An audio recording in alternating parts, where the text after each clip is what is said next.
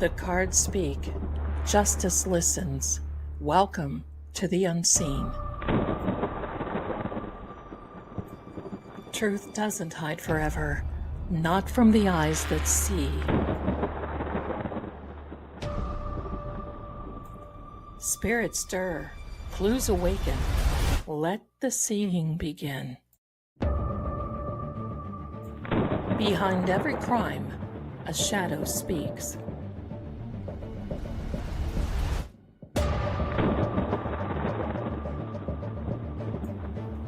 I'm Lady Zelda. Welcome to Seeing Crime.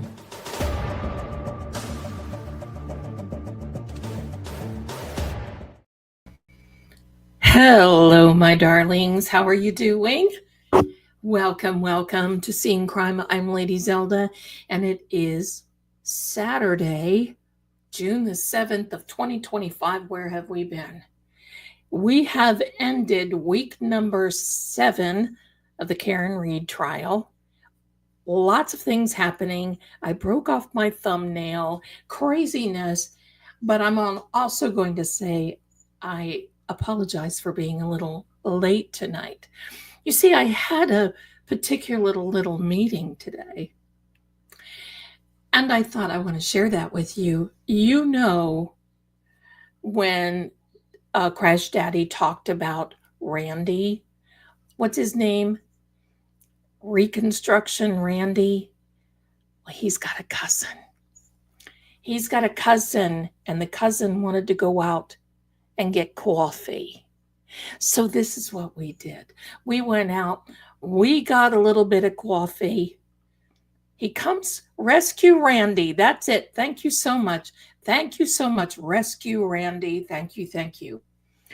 Well, we went out and we got a little bit of coffee, but he comes from a broken family, but he wanted to say hello to all of you. And I would like to introduce you to his cousin, Road Rash Reginald. And this is his message for the prosecution and to everyone, free Karen Reed. He doesn't like the idea of being called a dummy because he says the only dummies are on the prosecution team. So with that being said, welcome to each and every one of you, because we all have to be laughing, and pardon my voice, it is like, allergenic. I'm making up words tonight. I figured out what's happening. The unit that I live in is an end unit, downstairs, ground floor. And it is the dustiest unit.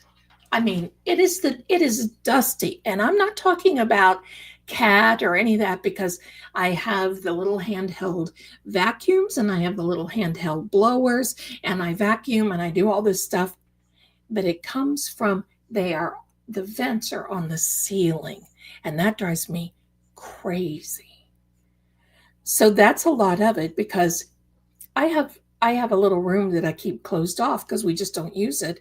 And I walk in there and there's like a coating of dust even in there. So I always change out the filter. I always do all that stuff, but that's what it is. So I'm here, Miss Surtech, and that's about it. So anyway, and then I want to let you know that our sweetheart, Better with the Irish, contacted me today and told me to take rootology, which I will try. And she wanted to send me something and suggested that I have an Amazon link. So I made a private Amazon link. If you just want to browse and see what it is I have on there, no obligation. I've got some kitty things on there. I've got some things on there for Zelda. And you're just welcome to look. It's in the show notes in the description. So I'm feeling okay. It's just I don't like to have a gravelly, Yeah, I've got air purifiers. I've got the whole thing, to the point where I feel like I'm going to be taking off for NASA one of these days. I've got all this stuff going on. And it's just one of those things. Nasal allergies. Eye allergies. That's what it is. I also want to thank, oh, y'all want to see, okay, here's the cousin, Road Rash Reginald. Kind of looks like Randy did in the last picture that we saw. Road Rash Reginald. He basically is saying to all of us, pull yourselves together, right? Hello. Free Karen Reed. That's his message. I mean, we had a connection. I mean, you just don't know about these things, right? You just don't know. Welcome to my studio tonight because it is pouring the rain. I've got all those filters. I've got all of it, my darlings. Believe me, you guys, I love you so much for your recommendations. I have special medical filters for all that. And you can only do so much. And that's my Signal. Signal? Do you hide your conversations on Signal? Yes. As a matter of fact, I do use Signal. Thank you very much. But anyway, we'll be okay. I do all kinds of different treatments. We'll do okay. All is well. So there we are, my darlings. Hey, I'm here. We can live with it. I also want to thank the folks from Mid-Tennessee Paranormal for sending me this awesome tumbler. Now, I've done some things for them and they, I'm close to them. So they sent me this tumbler and I want to thank them. And they are actually on YouTube and they're not a big group. They're out of Mid-Tennessee, not quite to Nashville. And they do a lot of really cool things. So anyway, my darlings, welcome, welcome. And I just want to say thank you because I know that I'm your favorite quack. And I've been getting a lot of quack comments lately. A lot of quack stuff. Yeah, a lot of quack stuff. Pardon me. Thank you. Oh, thank you, Therese. Hawkeye, I don't mind the small group. Oh, hold on. You guys are going fast tonight. Okay. I actually make the majority of the backgrounds that you see. So this one turned out pretty good.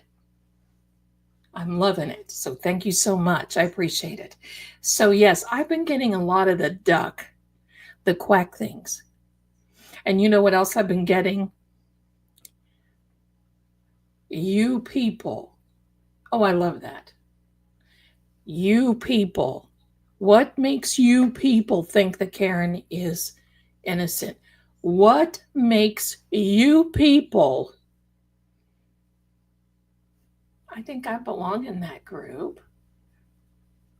Well, what makes you people think that she is? Except that, well, you know what I'm finding? Pardon me. Lots of flashing, crashing going on right now. So if I lose the stream and the electric, I'll actually come on my phone to say hello. Okay, so we're hanging in there. It's all good. We the people, that's right, Grimere. So I love this. I'm going to put there's some messages on the screen so you all can see. Peace to everyone. I'm going to tell you what makes us people our facts. Forensically, factually innocent. My question to these people, pardon me, are they watching the same trial? Now, what I will tell you that I'm always figuring out by the trolls and by the ones that just won't, pardon me, it's going to be a tickle night. Hello, my darlings, welcome, come on in. Yes, don't come on in. Don't forget about Randy and his sacrifice, Rescue Randy, Reginald's cousin. Let's not forget about them. All jokes aside, most of these people just don't like Karen. And sadly, most of them are women. Oh, look at the suits that she wears. Yes, And I have suit envy. Come on. She is always dressed to the nines. What do you want her to do? Go in there and look like a pauper? And then everybody would say, oh, you would think that she could dress a little bit to go to court. She must be guilty. You mean she was making that kind of money and she couldn't buy anything? Oh, did you see the watch she was wearing? Did you see the shoes? Did you see? Oh my gosh. Fly away. Buzz off. Go somewhere else and spew your nonsense. That's right. Thank you. Spew your nonsense. Because, you know, what is it that she has gotten to hang around 3 very intelligent, handsome men and an absolute lovely young lady who is smart as a whip and beautiful in her own right? That's what I get. I can't believe you people believe that she is innocent. Well, I believe that she is innocent because I believe the facts have told many things. And I got to tell you this. You know who's up next on the witness list? Oh, my dream has come true. After Dr. Wolfie, after Dr. Wolfie, okay. After Dr. Wolfie. So, QR code, please. Somebody said that. Yes, ma'am. Here we are. After Dr. Wolfie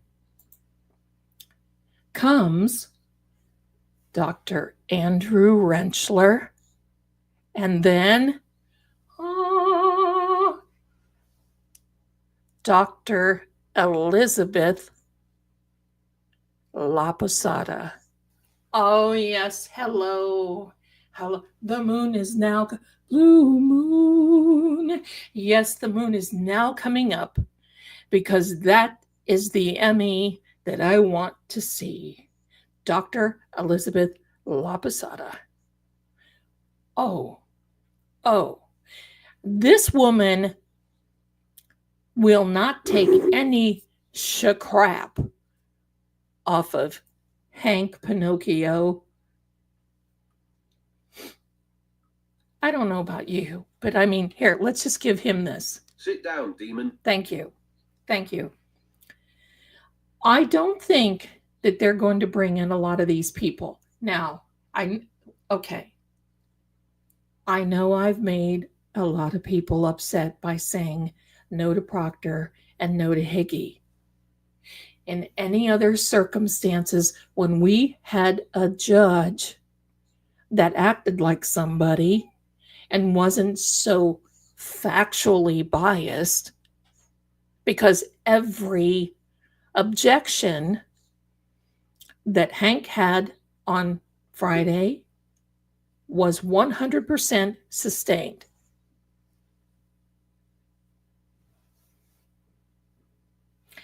So if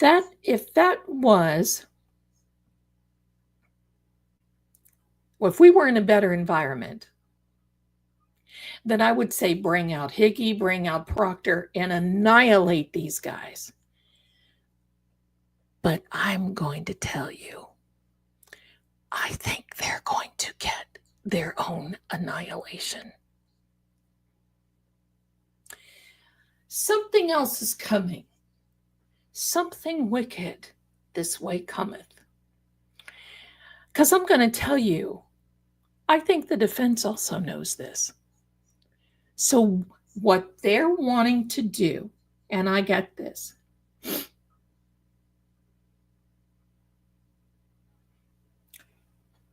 they're wanting to now stay with these facts we're not going to talk about third-party culprit because these third-party culprits have their own problems coming. Oh, yeah, they do. They have their own problems coming. Let's just stick with our experts and drive it home.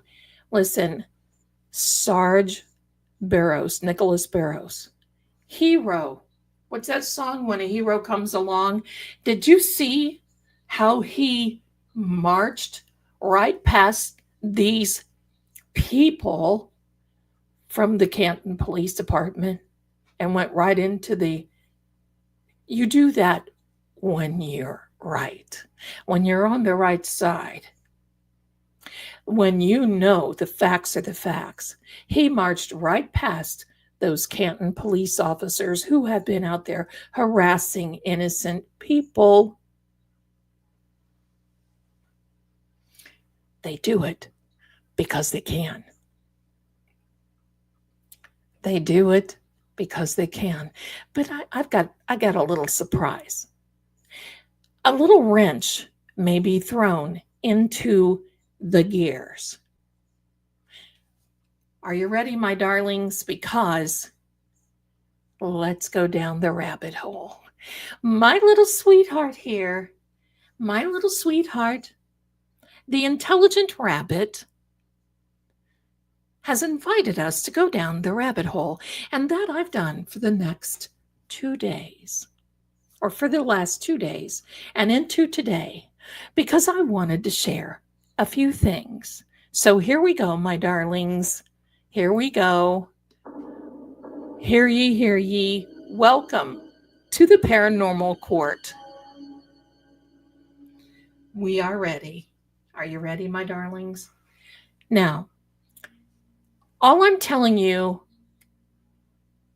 is not factual. All I'm going to tell you is the what ifs, because I'm not a lawyer, I'm not law enforcement, I'm not all that stuff. I happen to be your favorite quack, and that's why I'm bringing this to you, and that's why I want you to be able to go down the little bunny hole with me. And by the way, if you happen to be looking, Uncle Brian, this is for you. Does that look familiar? Cheers.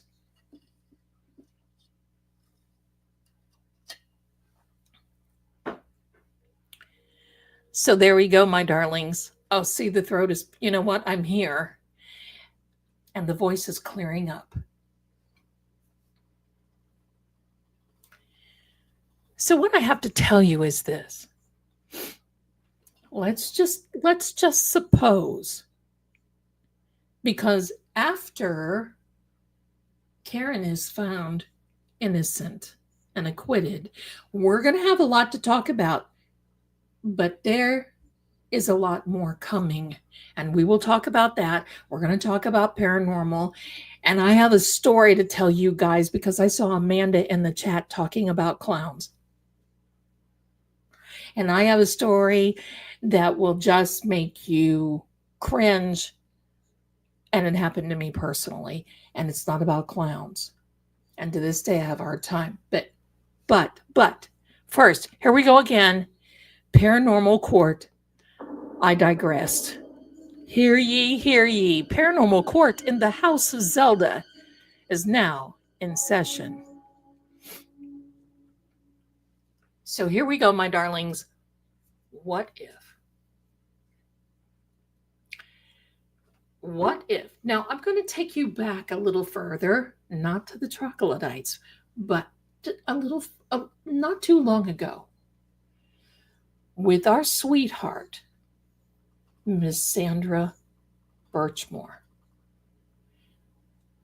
and Matthew Farwell.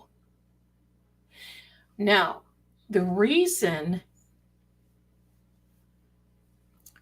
that the state did not step in was, I believe, they were trying to hold something back then. And the DA's office, back then, they were sweeping things under the rug, covering things up, all kinds of little things. Until one day, the feds stepped in. Now, stay with me, because there's a parallel here. One day, the feds stepped in. Now, a little time out. I have talked to some of my people. And I'm not going to be like this other person who says, oh, yeah, my people are. No, no, no. I just do that to get information in general, not about case stuff, because I am not that privileged. So the Fed stepped in to Sandra Birchmore's case because she was considered a federal witness. Why? Because she was going to come forward on not only Matthew Farwell, but it's my understanding that sort of, kind of, maybe, supposedly, allegedly, some others that were involved as well. And so Sandra became a federal witness. Now, her unaliving, bless her, happened during a snowstorm.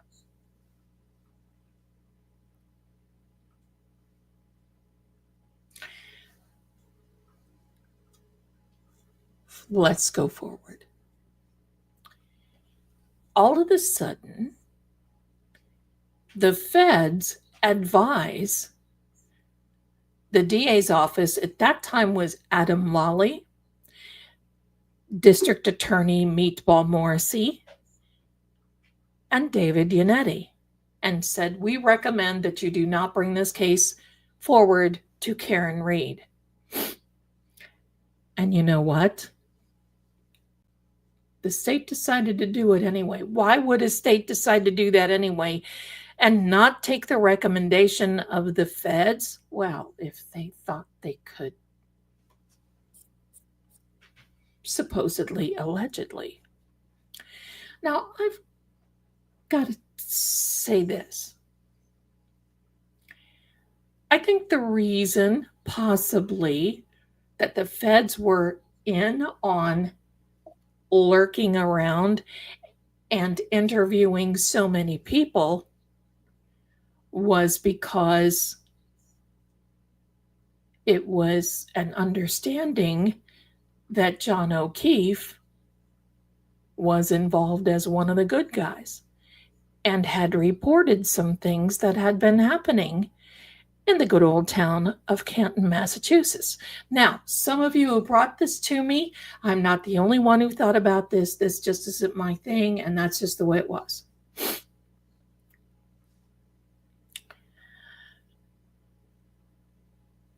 But you know, when you're working on a particular, and I'm going to look right now at my notes that I took from my buddy today. When a special investigative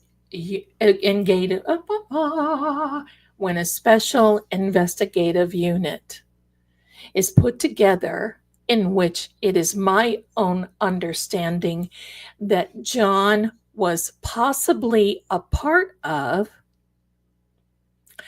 these units also involved, are you ready?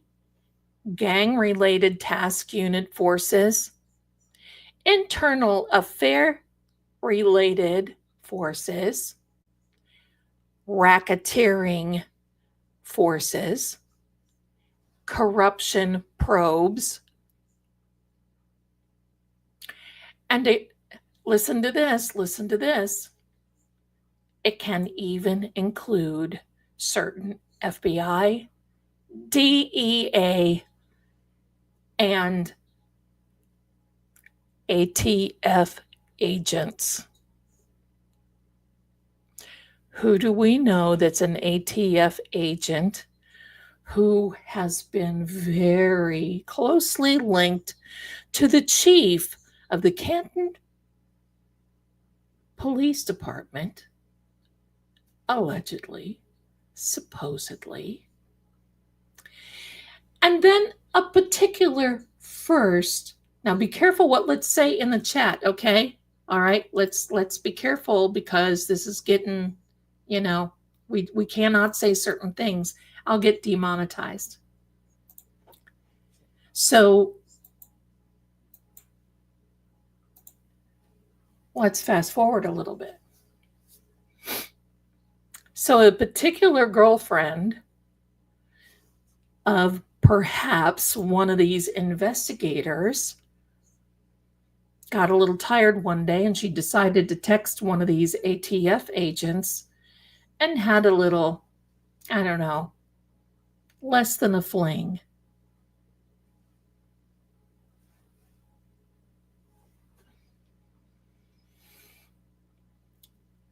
Fast forward to the waterfall.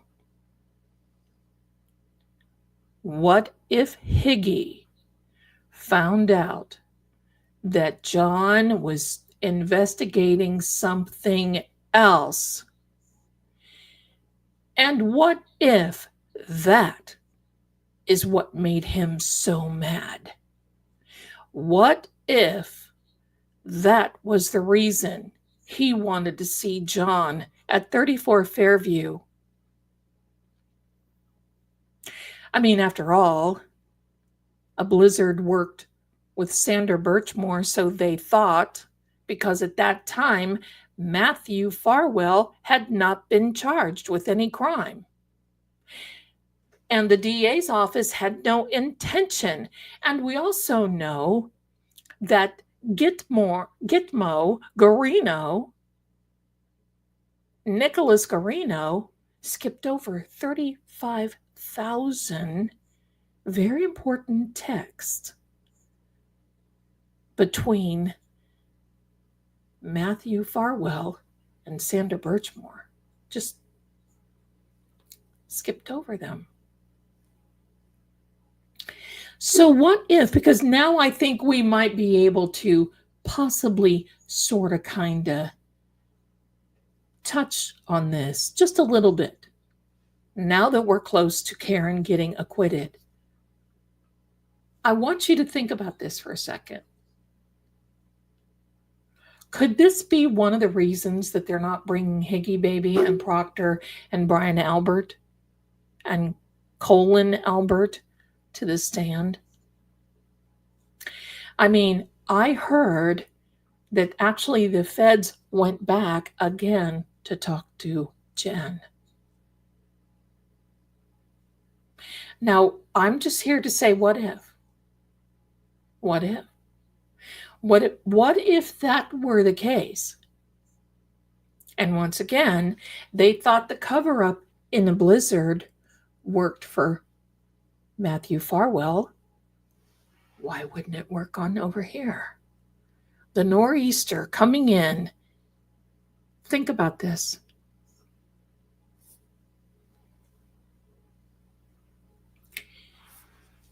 This runs, in my opinion, much deeper than we'll ever know. My phone just shut off. What do you think about that? This, and I'm also going to tell you this. We talked about Kelly Devers the other night.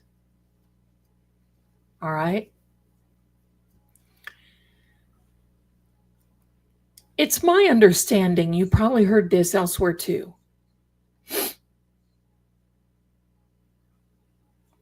It's my understanding that when you talk to a Fed, and I heard this today from my guy, they give you what is called the 1001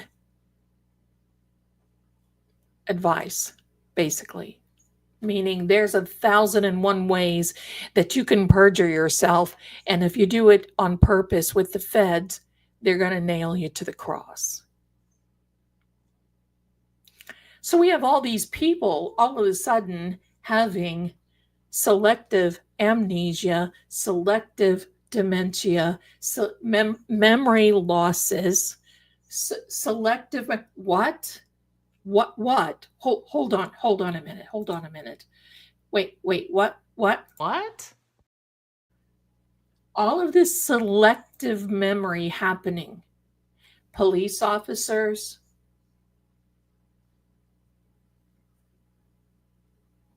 Could this be the reason that the defense all of a sudden said, okay, Because Carrie Roberts, I think, probably knows more.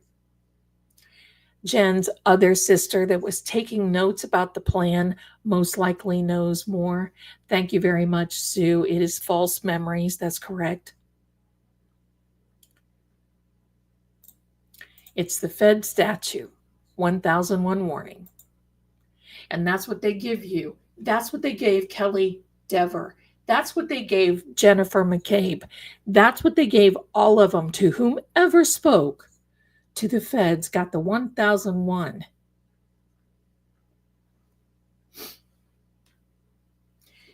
There's more. Just like this.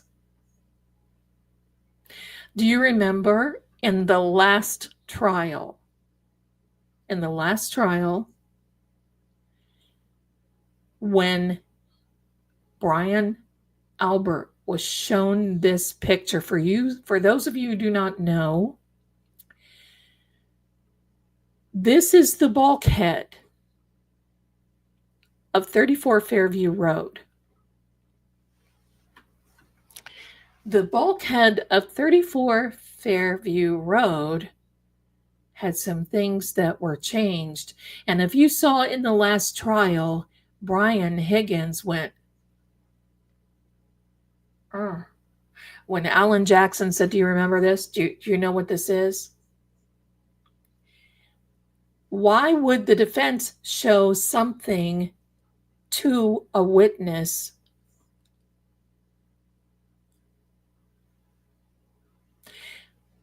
if there wasn't something? So we know they believe that John was in the basement. Why would they show the bulkhead doors? And the knob on the door had been changed. Who do you think has that? Who do you think has that? Because it's my understanding that the feds may have already gone into 34 Fairview.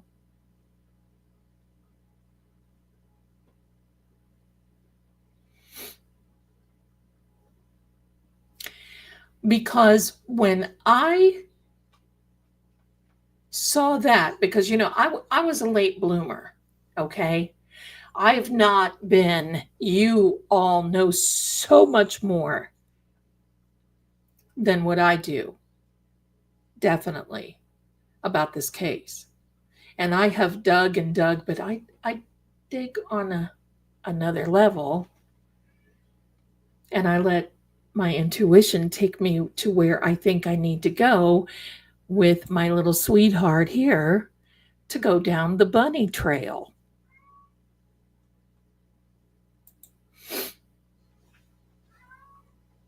So when I saw that, I came in right at the time that Jennifer McCabe and Brian Hickey and Brian Albert and Colin and all these people were. And when I saw that, I thought, because you know why? A lawyer never asks you the question that he doesn't know the answer to. So for Alan Jackson to show this to Brian Albert, and look how many times it comes up in the tarot cards. That bulkhead with a picture of a waterfall on the back wall, that's not coincidence at all. No. I should have queued that up. I should have queued that up for you.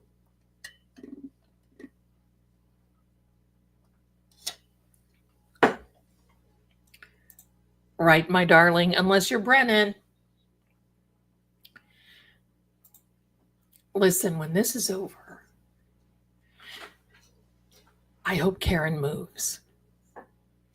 I hope she maintains her guards. I hope she maintains her, I just hope she maintains and then gets the heck out of Dodge. Because there ain't nothing there for her anymore or her family. And I hope they all go. And quite frankly, when this ends, we will have to put on another. No, we're not going to be required, but we will have to put on another fundraiser because now they're going to need money to live. All of their funds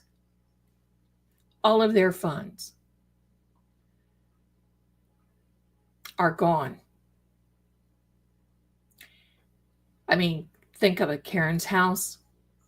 I mean, they're hanging. Karen is living with her parents now, so her 401k is gone. Everything is gone. Goodbye. I'm going to show you that card. I'm going to show you the card. Give me a second, my darlings. Let me get that deck. Take a good look at that.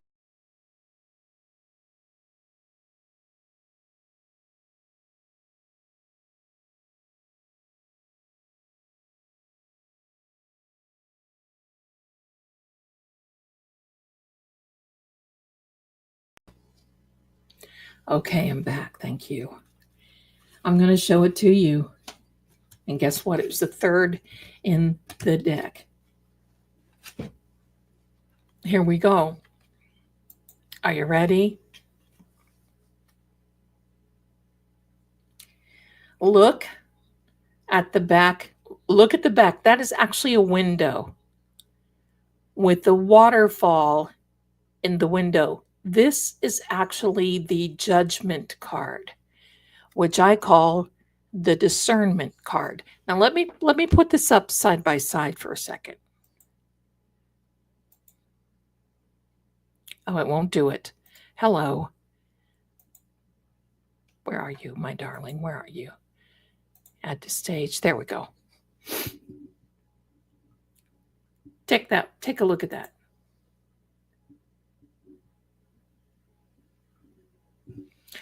When I saw that, I was like, oh, we're on to something. Listen, my darlings, she's going to be filing suits. Give me just a second.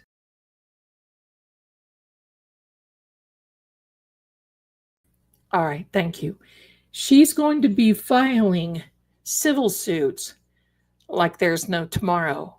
The moment that they say not guilty, the ink will go on the pen because they're going to be right there to file it. They're ready. They're ready. So I propose to you tonight, my darlings, and let me look at my notes because I think that I'm missing one more thing.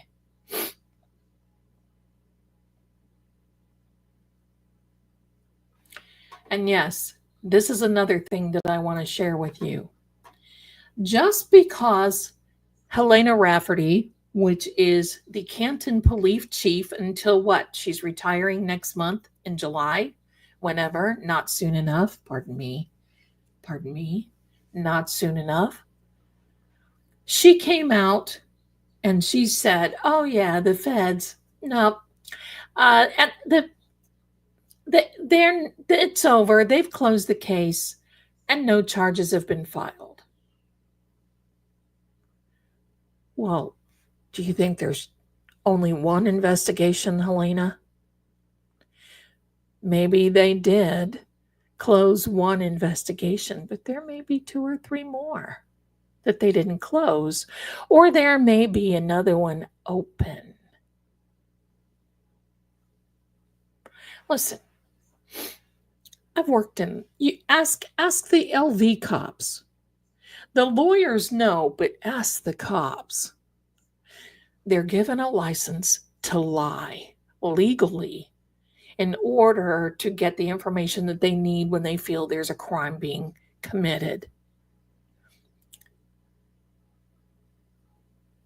What are the odds of maybe Helena did talk to a Fed agent and they said, oh, you know, it's over. We're not filing anything.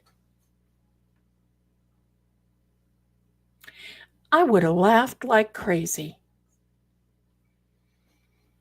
because I would have said, what, this investigation? What about the other ones? Because obviously there is still a case, I believe, that is opened with Sandra Birchmore.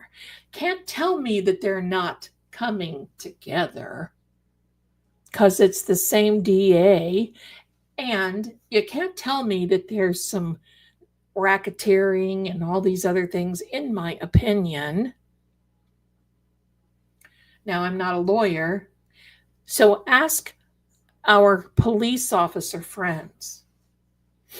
Ask the police officers. They know when somebody's dirty. And I will also tell you this, the fact that Jen said, oh yeah, they said it was over. When did they tell her it was over? The same time they told Helena Rafferty that it was over? I don't think so. I think it was further before. That's when Jen said, oh, and I helped them get through this. Oh, I bet you did, sister. I bet you did.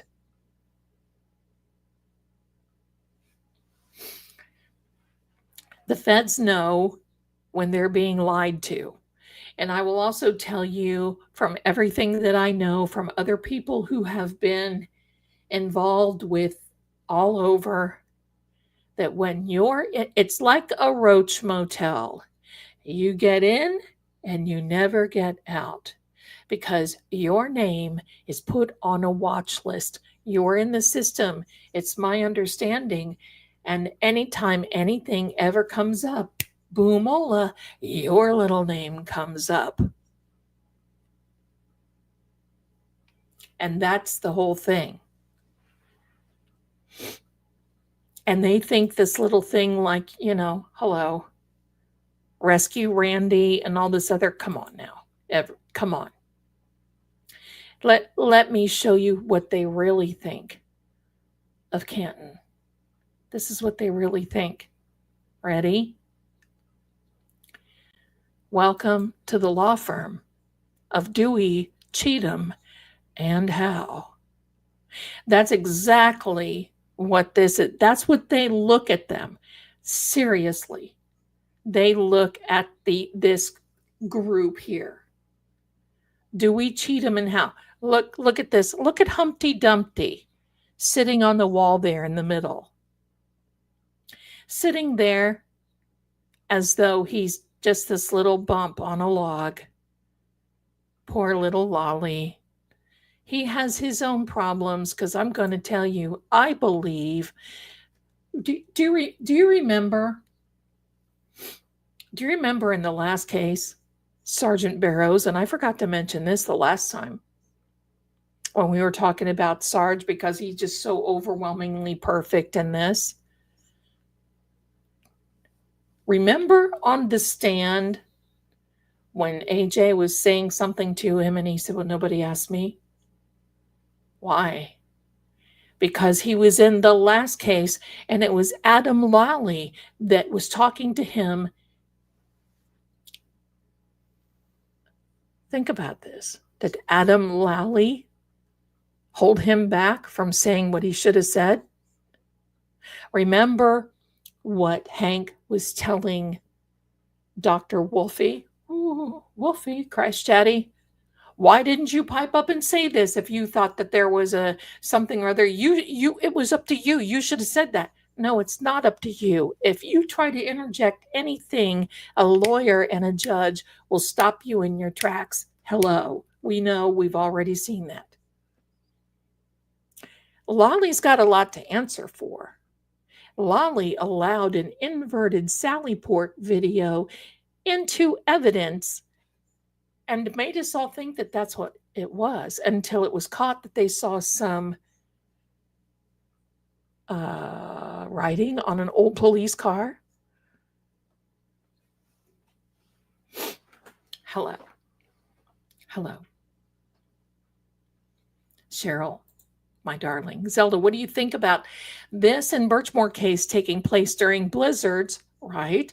2 guys entering buildings with hoodies. That's right, because we have Higgy Baby with a hoodie, thinking that he's going to get away with something, and involving law enforcement. Thank you very much for that, because I know exactly what that means.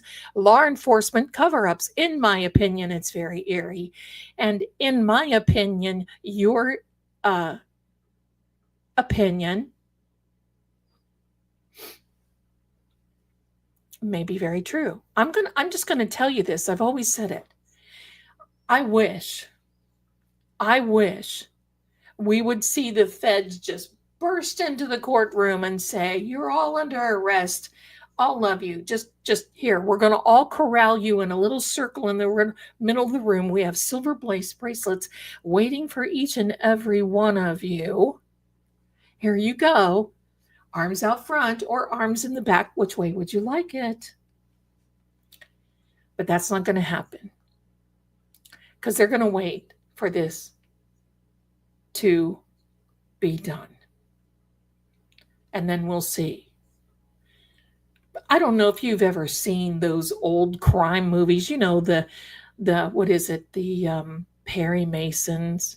And by the way, if you haven't seen the new Perry Mason on Max or HBO, whatever it is, Chef's Kiss, Investigator Kiss, you need to watch that, because that is something else. But have you ever seen those? And I've seen some where they're in court.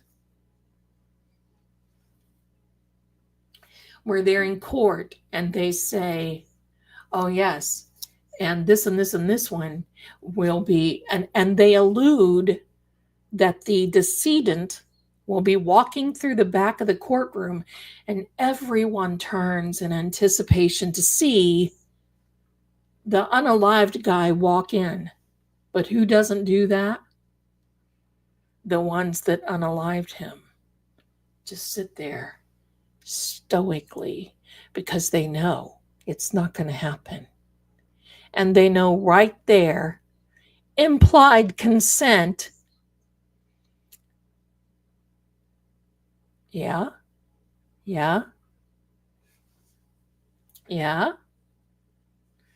We've got a new person in the channel, and I want to say personally welcome. Hi there, Farah Sunset Cat. Good morning to you from jolly London. Oh, thank you. Or no, not London, in the UK. Sorry, I misread that. I have glasses, but hello. Welcome to the channel. You're going to love it here. We do all kinds of different things, and we love it. Because, well, we like to be Sherlock Holmes, right?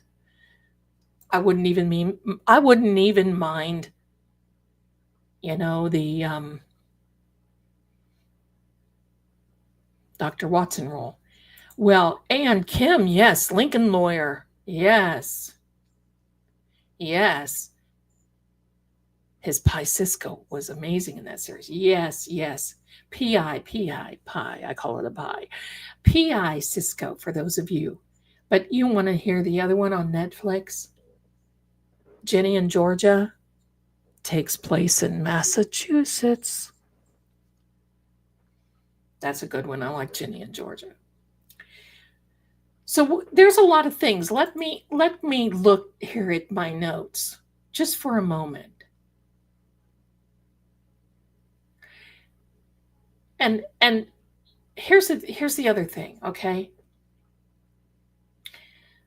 According to several insiders and legal analysts, okay, the feds told the DA's office not to proceed, or at least urged caution. And yet, ADA Lawley, DA Meatball Morrissey, and others charged Karen anyway. Why and how could they do that? Well, there would be three reasons. A potential cover-up of a crime involving a federal witness, a rush to pin it on someone else, as in Karen, or an SOS theory, swap out suspects, and could it be possible a destruction of evidence, as alleged in the court of law? If that happens, my darlings, there's more words for this. And the fact that DA Morrissey refuses to do his job, which he does, How do we know that? Well, he hasn't brought charges on Matthew Farwell yet, and he still should. He still should be. You know what Lori Daybell's husband got, Chad Daybell. He got an unaliving sentence, rightfully so. Do I think Matthew Farwell should? Yes, that's my opinion, though. But when all of those three things happen, a potential cover-up of a crime involving a federal witness, a rush to pin it on someone else, and destruction of evidence, you have something else. Have we thought about this? There is something allegedly, supposedly, that is called conspiracy and obstruction of justice at the federal level. I'm not a lawyer. Let's ask our law professionals all of this. Yeah, and that, thank you, Irish, my darling. That ridiculous, stupid hostage video. Oh my God, I can't even watch that. This has to stop.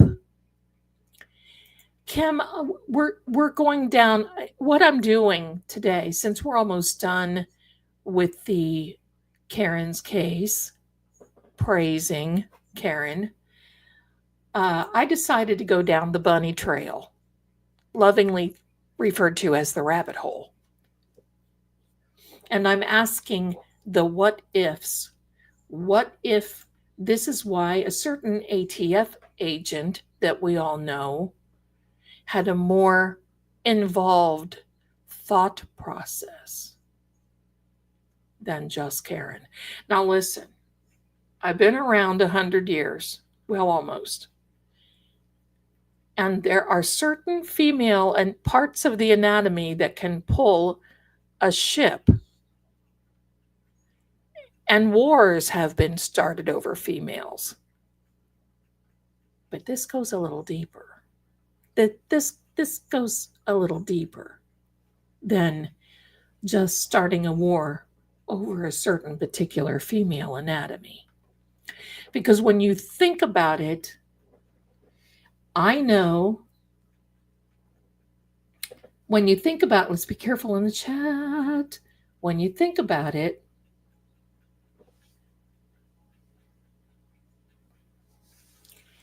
Karen didn't send him any pictures. I'm sure he would have asked at some point. And I'm sure this is why Michael Proctor also looked.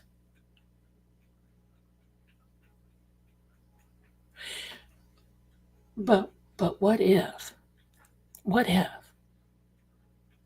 And then the fact that Karen ignored him, flat out just ignored him. He's probably thinking, oh my heck, she's setting me up. Think about this. The fact that he was so charged up, what if, now, I'm not saying this is a fact. I'm telling stories. What if at the rabbit hole, hello, where is she? Hopping down the bunny trail. What if at the waterfall, when she was ignoring Higgy, there was a lot of whispering going on between Higgy and Uncle Brian. What if they thought Karen was setting not only Higgy, but Brian Albert up? You don't give those kinds of looks. You don't do this sort of thing. And John was very confident when he looked back over at them. He knew something was up.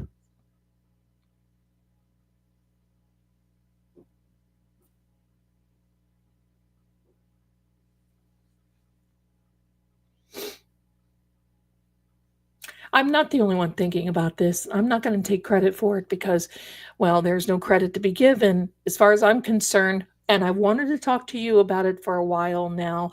And this, I hope, will be the last Karen Reed live before she is acquitted. Praying to our Creator, because next Saturday night we may know. Now, I just want to let you know, my darlings, I'm changing my work schedule again. Oh, look out. Can Zelda do that? Yes. For this case, absolutely. For all of you, absolutely. So what we will be doing is, when the defense rests, my darlings, I will have verdict watch. And we're going to sit here, and even if I have to tell paranormal stories, if I have to sing, pray, dance a little jig, do whatever we need to do. I don't play any instruments well enough to play it on here anymore. But we will have verdict watch, and if I sit here by myself, you may see tears of joy, you may see tears of whatever, but I think it's going to be tears of joy. And especially after we have Dr. Rentschler coming. Oh, Dr. Hello. Listen, I think Dr. Wolfie is cute, but he's almost too cute. I like him a little bit more rugged and a little bit, hello. He's a little bit on the young side for Zelda. Hello. But my darling, Dr. Rentschler, possibly he's in the running. And sorry that I've had to say that in front of Road Rash Reginald. I don't think he'd be very happy if I called him up and told him this, because we had coffee. But I thank you, Shona. I know I won't be by myself, but I'm telling you, too cute. I have absolutely, Leanne. Look at you. Hi there. So sorry, not sorry. I love that. I love it. Thank you so much. Zelda, what do you think AJ will say to Crash Daddy Monday? Well, Dr. Rentschler. Well, first of all, I think Hanky, hold on. Sit down, demon. I think Hanky is going to get up there and be a horse's again. And then, hold on. Somebody just sent me a Venmo, and I want to thank you for it. Thank you. I'll send you a little thank you note when this is over. So thank you so much. They're going to do, and then I think when Dr. Rentschler gets up there, because you did hear that Dr. Wolfie could not talk about certain things, was out of his scope. So believe me, Dr. Wolfie he laid the foundation, and Dr. Rentschler will come in and lay the pieces of the puzzle together. Hello, I'm there. Now, it's Dr. Elizabeth. I don't think we're going to get to her on Monday, because I think Hank is going to drag this out with Dr. Rentschler, and he's going to be a snarky little, I'm going to tell you, he has his nose up in the air so high. If it rains, there's a possibility of him drowning. Have you ever thought of that? Anyway, Rentschler is going to be the icing on the cake. But it's Dr. Elizabeth La Posada. I saw her testify in another case. Oh, she takes no crap.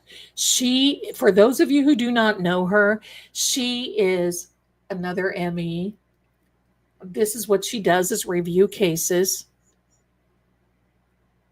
And I put her in the same category as Dr. Marie Russell, knowing her stuff and not taking crap. If she said a mouthful, she's not gonna take it.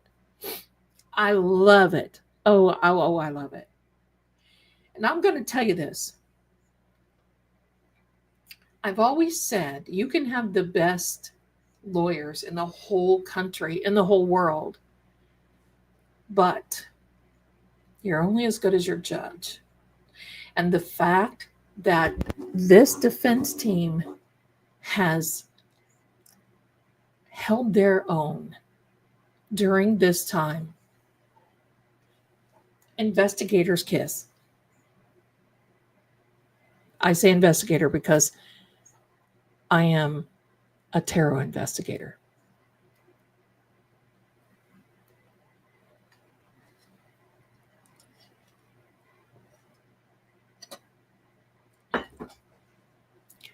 Hank is walking on glass. What, isn't there a song, Walking on Broken Glass? I think so. But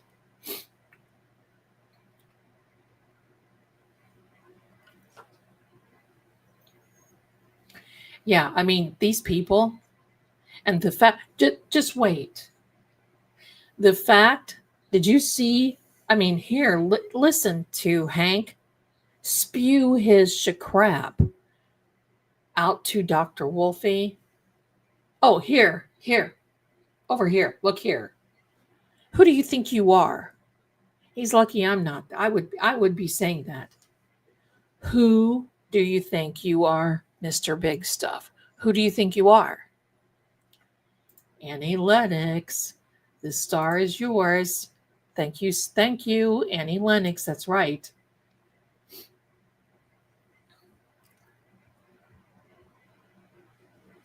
She did testify on the Dr. Turk's case.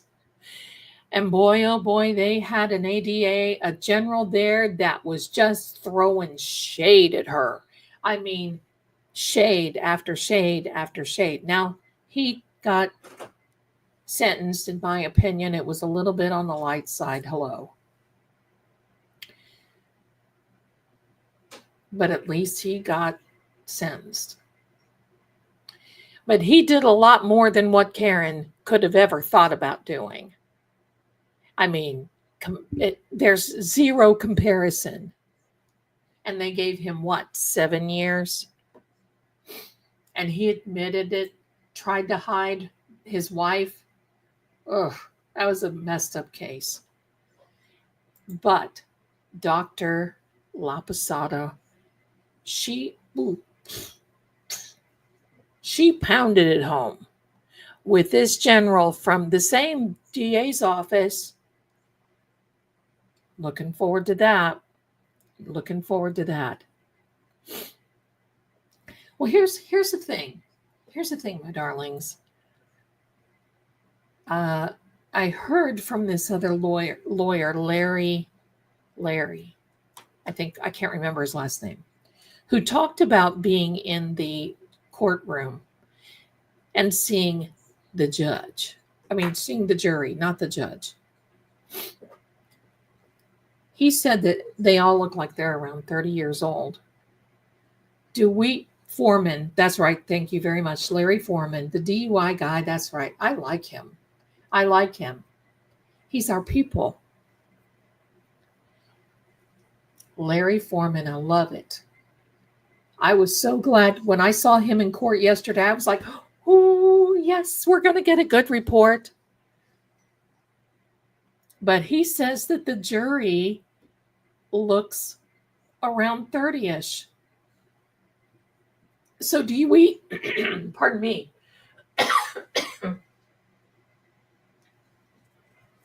So do we think, honestly, pardon me, paranormal here.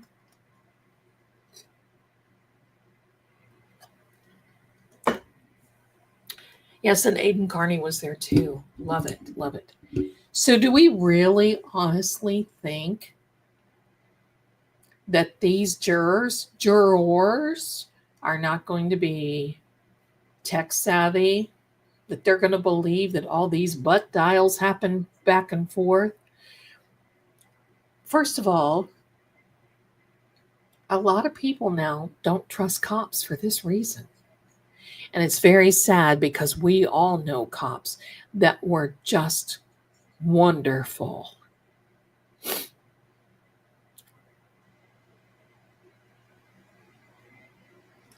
And that are character and integrity, just like Sergeant Nicholas Barrows, the Baron. I got to tell you, yeah, I want him to hear him say Pacific words, right? I want to hear him say Pacific words. I'm going to tell you a little story. I used to be married to a cop. I was very young. It was my first marriage. He had been a cop for a while. But I'm also going to tell you this. Now, I'm not going to start anything, and I don't want to talk about it in the chat and all those other things because it was 100 years ago. He was extremely violent, very much so. He fooled me and my family. We lived in a town with a family, and we lived in an apartment in an old house where it was divided into a duplex. My cousin and his wife lived upstairs. And my cousin went to my dad and said, "We can hear Zelda yelling and screaming and things being thrown below." So they tried to step in, and this kappa would go outside, sit in a tree, and tell me if my dad showed up, he was going to unalive him. There were some mental issues there. He got on this kick where he would tell me that he thought that he and I would have the next Messiah. He would go in the bathroom, and I kind of would peek through the door because that's how I am. And I would kind of peek because I would hear him talking, and he would be looking up and going, "Okay, I understand." Sitting on the toilet seat, sitting there saying this stuff. "I understand. Okay, I'll do it." And then get up and then continue to shave. Things just kept getting worse and worse until I went down to see the chief of police with a black eye, hand wrapped up. I'm going to tell you something. I was skinny back then. Couldn't hold my own against a 225-pound, 6'2" kappa. And the police chief didn't do anything. And my family were afraid to step in. So one night, after he smashed everything in the house, and my family, my mom, they all moved out of state because they were afraid of him. And no, I didn't know. You didn't know how he was before we got married. I dated him. He's a cop. How are you going to, he puts on a good front. Everybody loved him. All this other stuff. And the moment we got married, it was like, ooh, boom, done. We were not married that long. And the next thing you know, don't worry, I'm sorry, don't worry. So, I'm telling you this for a reason. Next thing you know, the police come up to my house. They knock on my door and they said, "The chief wants to see you." Okay. So I get my little handbag. I get my little thing. I go down and the chief said, "Where would you like to go?" And I said, "I would like to go with my family. I want to be with my family. They moved to Florida and I want to be there." And he reached in his desk drawer and he gave me a ticket that was an open-ended ticket and said, there you go. Do you have somebody to go with you? And I said, yes, my grandmother will go. And I said, what's going on? And he said, we need to remove you out of that house. So here's what happened. It's not about me in this. Don't get upset because this happened 100 years ago. My husband, the Kappa, was also a locksmith who was going into the police department at night, picking the locks open to the chief's desk, picking the locks to the all the files, picking the locks to all kinds of different things. Now, this is a small town, and they didn't have a lot of that. You know, they had some cameras and that sort of thing, and they caught him. And they were getting ready to indict him. No, I didn't have any children with him, so it's not about that. They were getting ready to indict him. I ran home. My grandma and I packed everything that I could, and I got on a plane and was in the air. And when I landed in Florida, the chief of police wanted to talk to me, and he said, you don't have anything to worry about anymore. And I said, really? And he said, yeah. He unalived himself in a field with his service thing. He was dirty.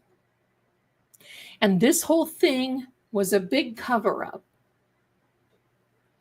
because he wanted to go in. He was jealous because I had dated another cop. And he was jealous and all this other stuff. Now, I want you to know, when things like this happen, they happen for a reason. But I was in that just for a very short time, years ago. And there's nothing worse than a dirty cop. Because they will do to you just like what Proctor and Yuri and all the other ones have done to Karen. They take the law into their own hands. And that was it. I was lucky. And it was not about me. I wasn't even married long enough to him. We got married. I think I was married to him 4 months before all of this started going down. And it's so sad. But when you look even on Twitter and on X and all this other stuff, all you see is this type of thing. So are you going to tell me now, oh yeah, all is good now? My goodness, I recovered. I left. I met my Navy officer husband, had a wonderful life. I'm good.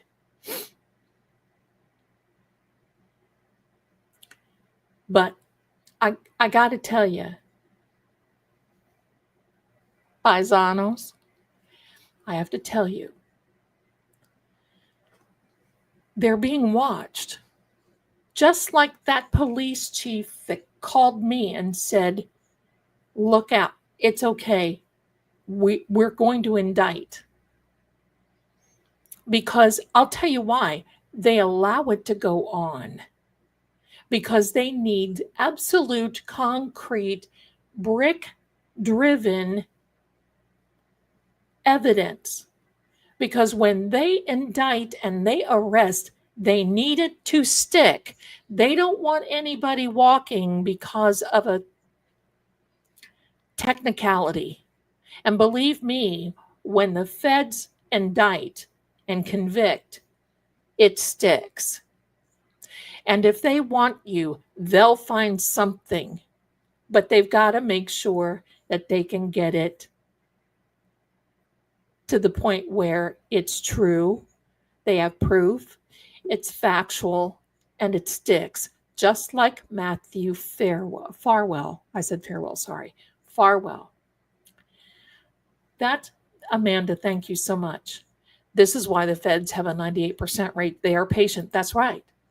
And that's why when I first got into this a year ago, all I kept saying all I kept hearing was, oh my gosh, this is so horrible. What's going to happen?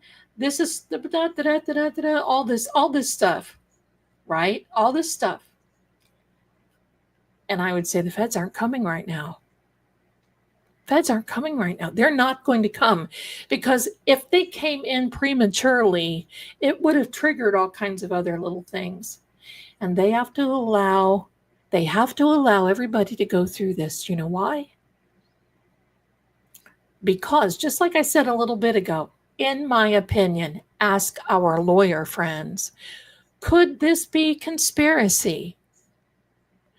There are plenty of other conspiracies. There's, in my investigation and my thoughts and in my talking to people, there's conspiracy to commit fraud, conspiracy to commit bank fraud, conspiracy to commit, there's all kinds of just all this little stuff.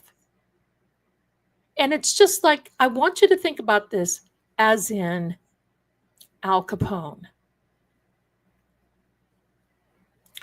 They never could get Al Capone on unaliving anyone. But what they did do is they got him on an IRS-backed taxes charge, because, after all, he was making money running hooch, right? He was making money. And back then, he was running, I've got stories about him because he would come through my hometown from New York on Route 30 and come right through up to Chicago to run liquor. And he was making money, so they got him on tax evasion and were able to put him away for tax evasion. Jerry, you're right. Follow the money. Now, we've seen bank statements of Meatball Morrissey. Question. Was he taking donations for his campaign for people that probably shouldn't have been giving him money, like maybe Lolly, and it was being deducted from their checks? Uh-oh. Hello.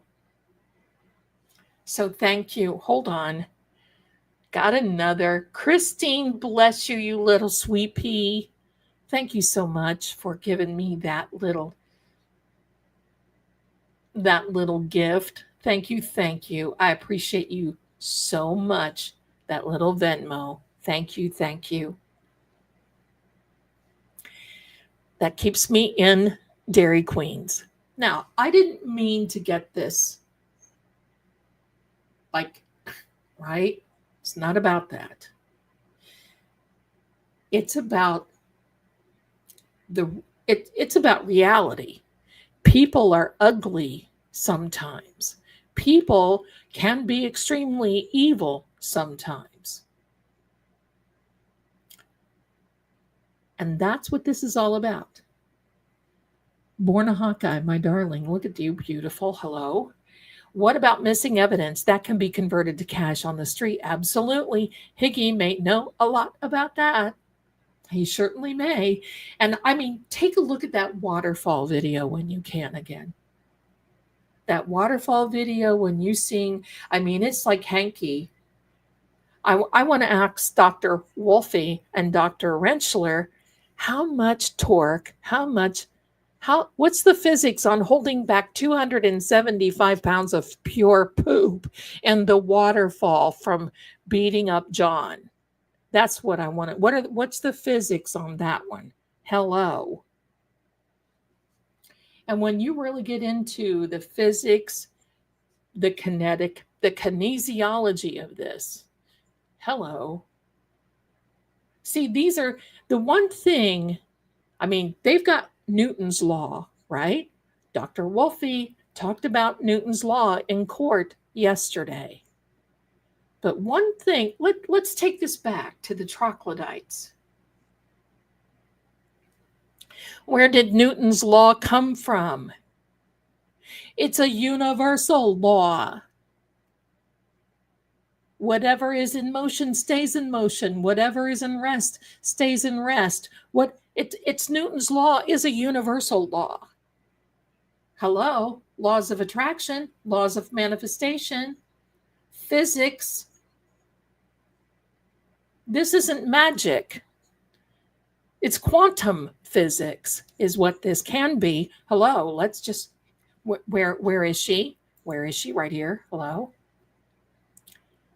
It's quantum physics. That's a whole other show. Getting into the metaphysical start. And I'm going to tell you the where I study, because I do not, I'll admit it, I do not have a big math presence. Math and I are like two ends of the spectrum. Hello. If I applied myself when I was in university, I thought, oh, you know what? I'll just take all my math courses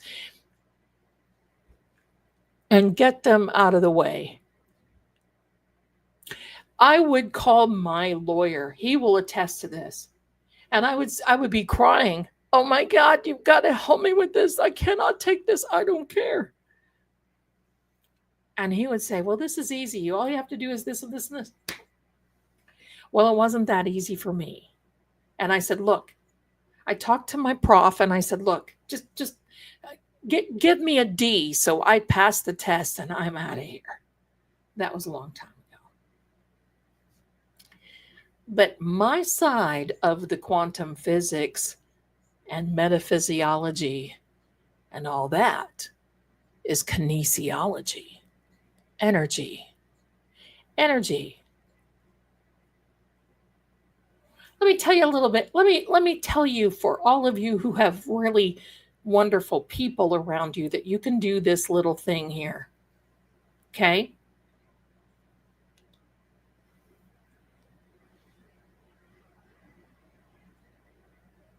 Okay, sorry, I just saw something in the chat. All right. Kinesiology. Putting energy into something. Here is a very, very loose definition. Putting energy into something that gives energy out. When people shake hands, you're giving energy to the other person. So here's a little experiment for all of you to do. Let me move out of the way. Oops, I almost got burned by the candle. All right, here we are. I want you to be with a very, very strong person. And if you are a very, very strong person, well, you don't really even have to be. But it's going to take two of you for this little experiment to work. So I want one of you to hold your arm out to the side like this. Hold your arm out there to the side. It can be your strong arm, like your right arm, your left arm. I would suggest doing whichever arm you feel is the strongest. So what I want you to do is 3 times do this. Start from the fingertips. What you do is you grab energy out of the atmosphere. You grab energy out of you start from the fingertips and you go up this way. You do it again to the person, to the other person now. You do it again. 2. You grab energy. 3. And then you hold them by the wrist like this. And you push down. And I'll guarantee you, you won't get that arm to move. That arm will be like rock. But here's the little kinesiology part that no one thinks about. Now, I want you to take your hand. Now, you can't do this with yourself. On this person you're with, and you start at the shoulder. And you wipe the energy off, and you throw it away. Go to the shoulder, wipe it off, throw it away. Go to the shoulder, wipe it off, throw it away. Now, take at the wrist, and they won't be able to keep their arm up. That's kinesiology, my darlings. That's kinesiology.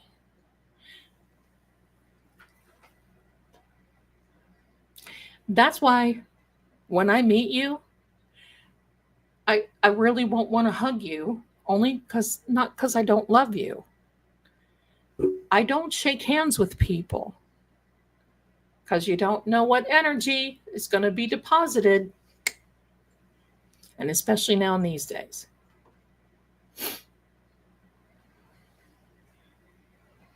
So there we go, my darlings.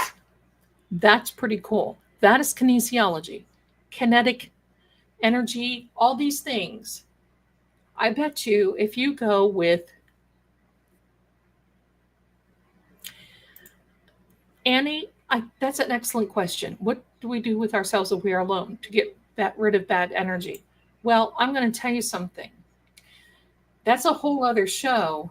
But what I do is getting rid of bad energy around me. You cross your arms like this, you bring it up and you push it away. Cross your arms up, push away. Cross your arms, push it away. And you're going to see a big difference. A big difference. Yeah, it's muscle testing, but it's energy, and it's energy. It's a transfers of energy. And you're going to be really surprised when you start doing all that. You can take a shower. You rub yourself with salt. People ask me if I sage. I don't sage. I'm a salt girl. I'm a salt. Thank you, Terry. Thank you, thank you, thank you. My darlings, you can brush it off before you enter your home. You're right. I'll tell you what, I not only have a mat, and I'm going to tell you, my darlings, if you have a mat at your front door that says welcome, get rid of it. You don't want to welcome whatever energy that's following you into your home. Do not get a mat that says welcome on the hello. No welcome mat. No. So get rid of it. Energy, the way it is, I sage so much, even though windows are open, you could think I'm hotboxing. I love it. I love it. I don't have that ability through handshake, but all of my friends will ask me, are they good, etc. I can see it in their eyes. Yes, see? I'm careful. I'm careful. That's right. Intentions. That's why when I go on paranormal, I've been on paranormal investigations where people have strings of crystals and all this other stuff around them. That's great. But run into a dark mass or a demon, and those aren't going to do you any good. Not too, you might be able to throw them off at them. Hello, here, take that. I don't do that. I don't wear jewelry when I go on. I don't wear perfume. Nothing. Because I'm a perfume chick. I love perfume. I gotta smell good. I wear perfume all the time, even when I'm home. So there we go. Let me see.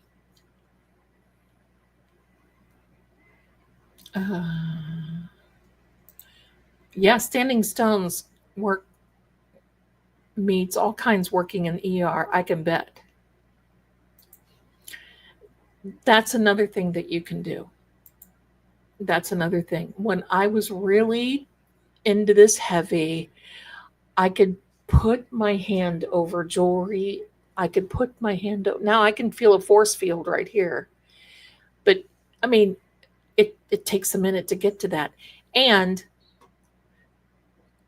working on it so you can control that is a thing. That's really good. Very good. I'm a nurse and I had such a hard time with math. Honey, I know. I don't know what it is. And this thing where they say girls aren't good at math, I was believing that. Because my lawyer was solving these things over the phone. What? What? How could you do that? What? But, So that kind of held me back from going into some things. I'm off to the dump tomorrow. I have one at the front door and one at the back. Yep, get rid of them. Get rid of them. What is my favorite perfume? I have 3. Burberry Her, Beautiful by Estee Lauder, and Tuscany by Lancome so far. But I just like good smelling stuff. So I used to wear like floral type stuff all the time, but holy moly, I would be attacked going outside by bugs. So that didn't happen. So there we go, my darlings.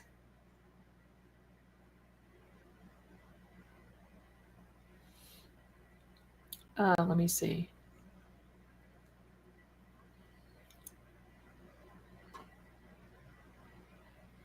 I think beautiful is every time I wear that perfume, um, I get I get the so many compliments. Now there's a perfume that smells like Raid on me, and it's Red Door. I can't take that one. And Perry, I think is what it's called, 360. I can't wear that one either. Massive headaches. But Red Door smells like Raid on me, like as in cockroach. Raid! Yeah, hello. I can't do that. Okay. Let me see what else here. I wear beautiful in Cinnabar. Yes, I love beautiful. Yes, yes.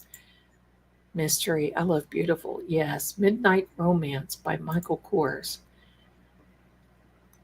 So Perry Ellis, that's the one it is. That's the one is I can't. I think it smells good on other people, but on me, look out. So ever try Miss Floral with Herbs? Yeah, I think that sounds nice. I don't get out much. I used to live at the perfume counters. That was so wonderful. So here's some thoughts, my darling. So now that we got thank you for being here at the Paranormal Court. Thank you so much. I love it. I'll tell you what I like is there's oh my gosh, I have got a funny story about Jean Naté. This was back in the day. I was at the perfume counter with two of my cousins, and this older woman came up and said, "Do you have any Jean Nate?" And we're all kind of looking. And this woman's like, "Jean Nate? No." And finally it came to my other cousin, and she said, "Oh my gosh, you mean Jean Naté? You can't get it here. You have to go down to the corner." Yeah. And white musk. Oh, yes. Yes. Do it. Yes. That's so funny. That's so funny. I love them all. Oh my goodness. I love it all.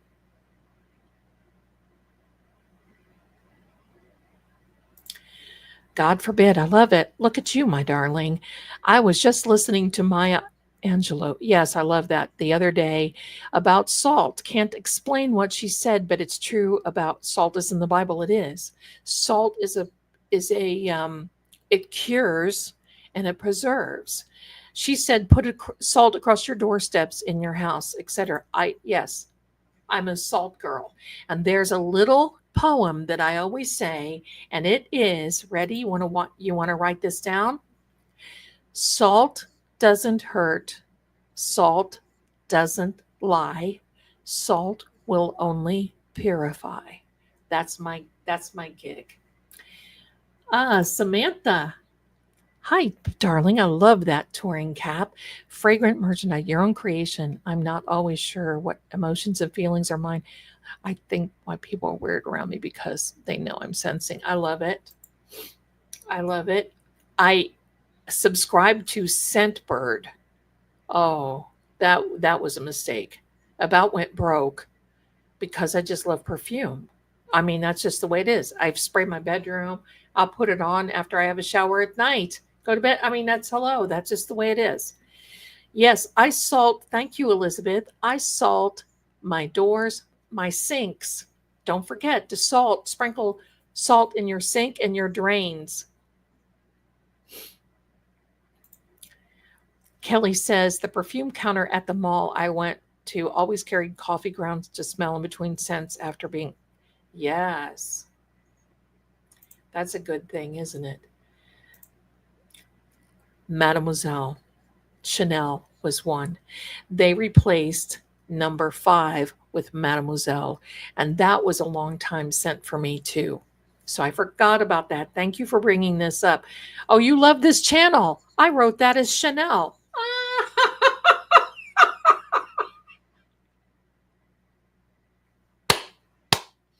Oh my gosh, I'm so embarrassed. I love this Chanel. Yes, you may. Welcome to my Chanel, Mademoiselle Chanel. And I'm so glad I found you. I love this. I'm glad you found us too. I love this channel. I'm so glad that you did. Oh my gosh. All right, here's a question. Why put salt in the drains? Because sometimes entities will come up through the drain. Have you ever watched any B-Mare horror movies? No. They can actually exit down through drains and come up. So salt in the drains just keeps things flowing the way that it should be. It's a good thing. Flowery perfume. I get it. I get it. Coco Chanel, Mademoiselle. I love that, Jocelyn. That's what I thought that she said there a minute ago. I love it. Black opium. That's a good one. I use it. Sure, Kelly, if it works for you, you use it. Sage doesn't work for me. I learned the hard way. I learned the hard way. It doesn't work for me, but it doesn't mean that it doesn't. There's not really a rule. It's what works for you. I was laughing, right? Hello. Hello, my goodness. I love this channel too. And I love Chanel. Just welcome to my Chanel. How I am embarrassed. Okay. White shoulders. I used to have that in an atomizer. A little white bottle with a little gold crown that you would just squeeze. Oh, no, I was a pink. I can't remember, pink or white. And you would just squeeze it and there'd be a little mist come up and it would just smell so perfect. Old school. Yes, Leah. Yes, you can't beat that stuff. Right? Hello. Gosh, I love it. I love it. I use saltwater apple cider vinegar mixture to clean my dog's teeth. Well, you know what? I put a little bit of vinegar and fresh parsley in my cat's water. Sage is great, Kelly. Yes. Mr. Clean. Stop. That's right. Stop it. Lancome is great. Yes. I love Lancome. I used to wear a lot of makeup that was Alexandria DeMarkov. Alexandra DeMarkov. There was a lipstick color. Oh my gosh. It was so gorgeous. And of course, they discontinued it. So then I went to Roses with Lancome. They discontinued that and made another formula. Then I found something similar at Merle Norman, of all things. Hello. We're going to get to it, my darling. We're going to get to it. What kind of salt should we be using? I have black salt. Should we use what, honey? If black salt, you have black salt, use. I use a very fine pink Himalaya salt, like fine as in powder, because it's not grainy. And then when you put it across a doorway, if you're in a heel or something and you step coming, it doesn't like crunch like silver, like sugar. And you shouldn't be putting much anyway, but sometimes that happens. You can use salt in your bath water. Yeah, that's good.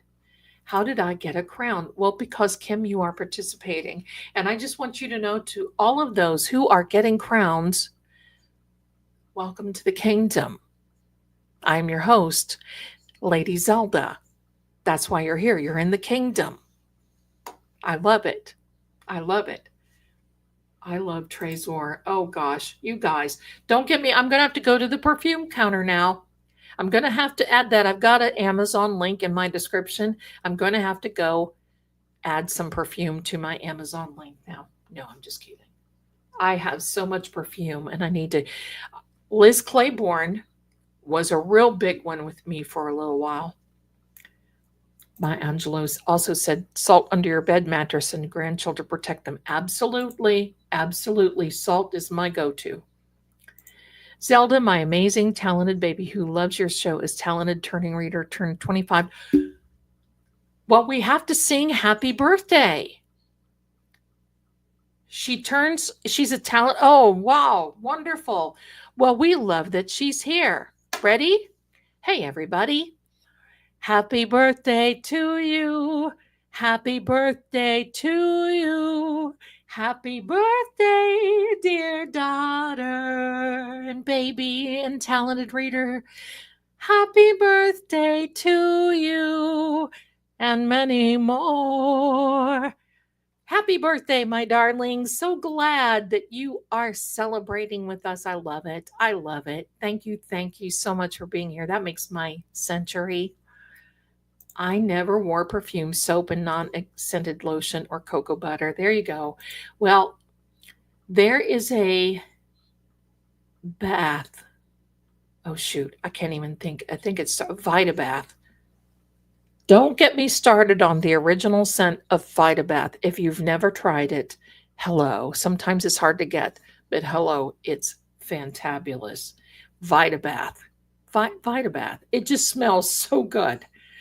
And there's different scents, but I just love the original. There you go.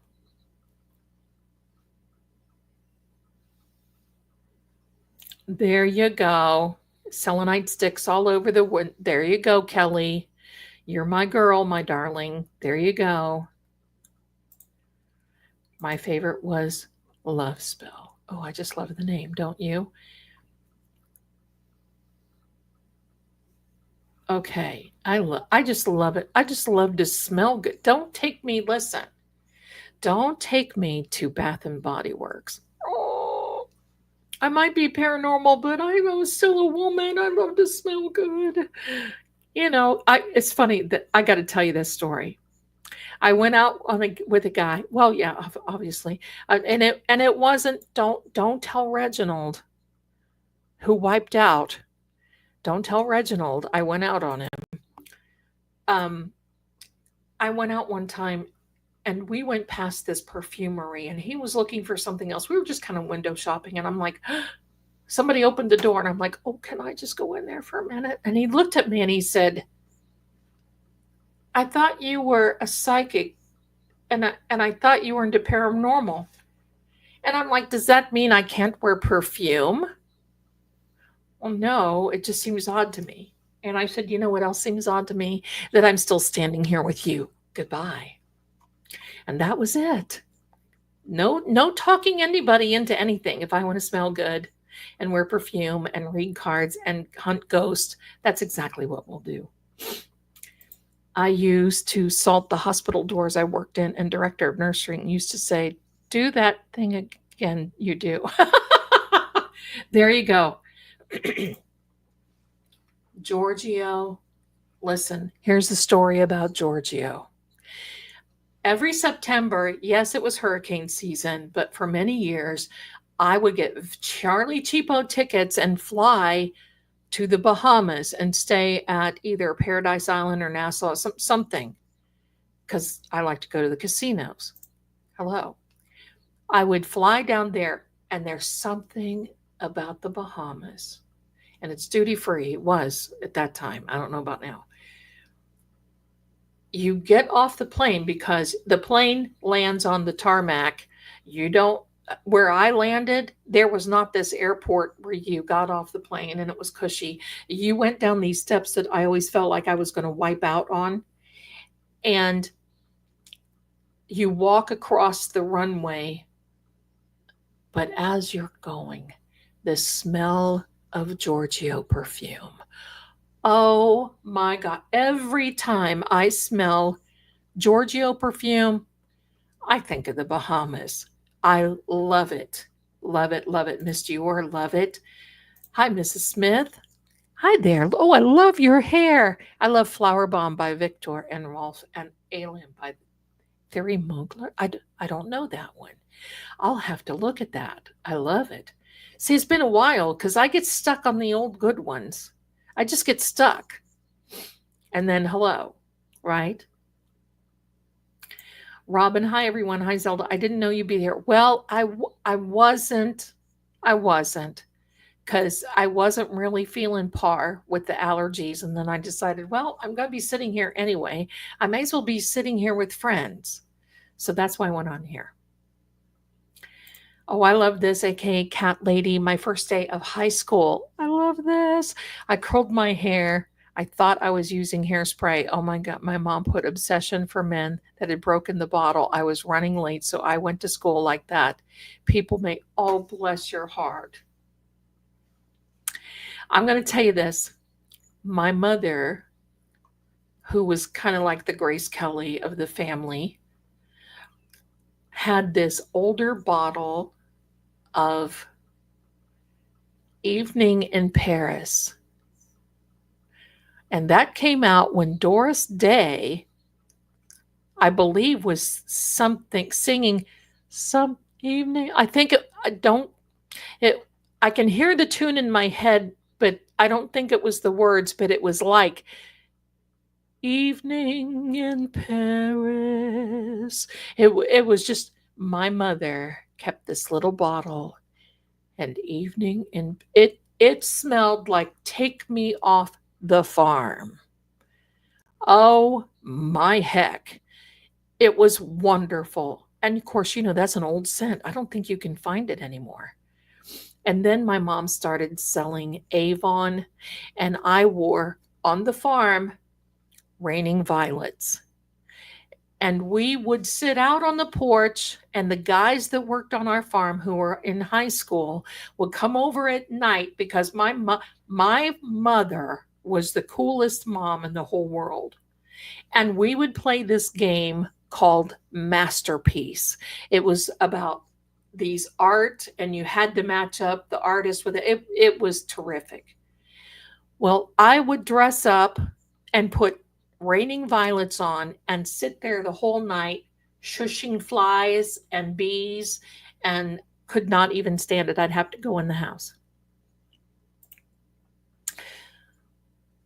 My sweetheart, did you do that? You didn't have to, because that's pretty. But thank you.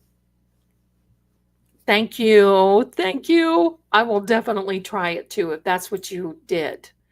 Thank you. That is so generous. Hold on. Hold on. Oh my gosh. Kirsten. Bless you, my darling, for that beautiful Venmo gift. You are amazing. I love it. I love it. Thank you so much. You're so wonderful. We are all the Six of Cups tonight. Hopefully, we're going to be the Six of Swords and flying out of here. No, sailing out of here with Karen, going from choppy waters into much calmer seas. I like these conversations where we can, talk about, I love Avon. I like it better than Mary Kay. Sorry, but I certainly do.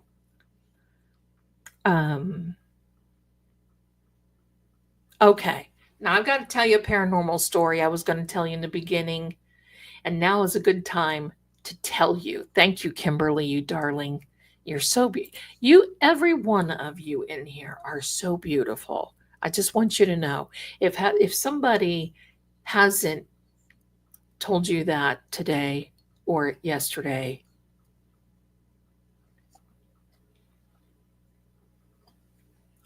the Six of Cups, as sweet Kimberly has talked about, it looks like this little boy giving this little bunch of flowers, this cup of flowers, to this little girl. And it's the only card in the tarot deck that has the same flowers in every cup. And that cup is not only about nostalgia, but it's also about creating new memories and reflecting on the past in a very, very good way. So yes, absolutely. Thank you. Thank you. Okay. Okay. More thunderstorms. More thunderstorms coming. I had breakfast for dinner tonight? Waffles, eggs, give it to me today. Thank you so much. My dad has a large Avon bottle collection. Jerry, I love your dad. My mom used to have those ruby red little, the vinegar things and the little cups and oh, I loved it. Oh my gosh. Okay, we better say thank you and hello to these people before, I talk about another Chanel Mademoiselle. All right, here we are. Florida fan, $10. Thank you, Lady Zelda. Free Karen Reed. Thank you, and free Karen Reed to you and to all of us. May that stay on our lips for an eternity, because bless her, even though she will be acquitted, this will stay with her for a very long time.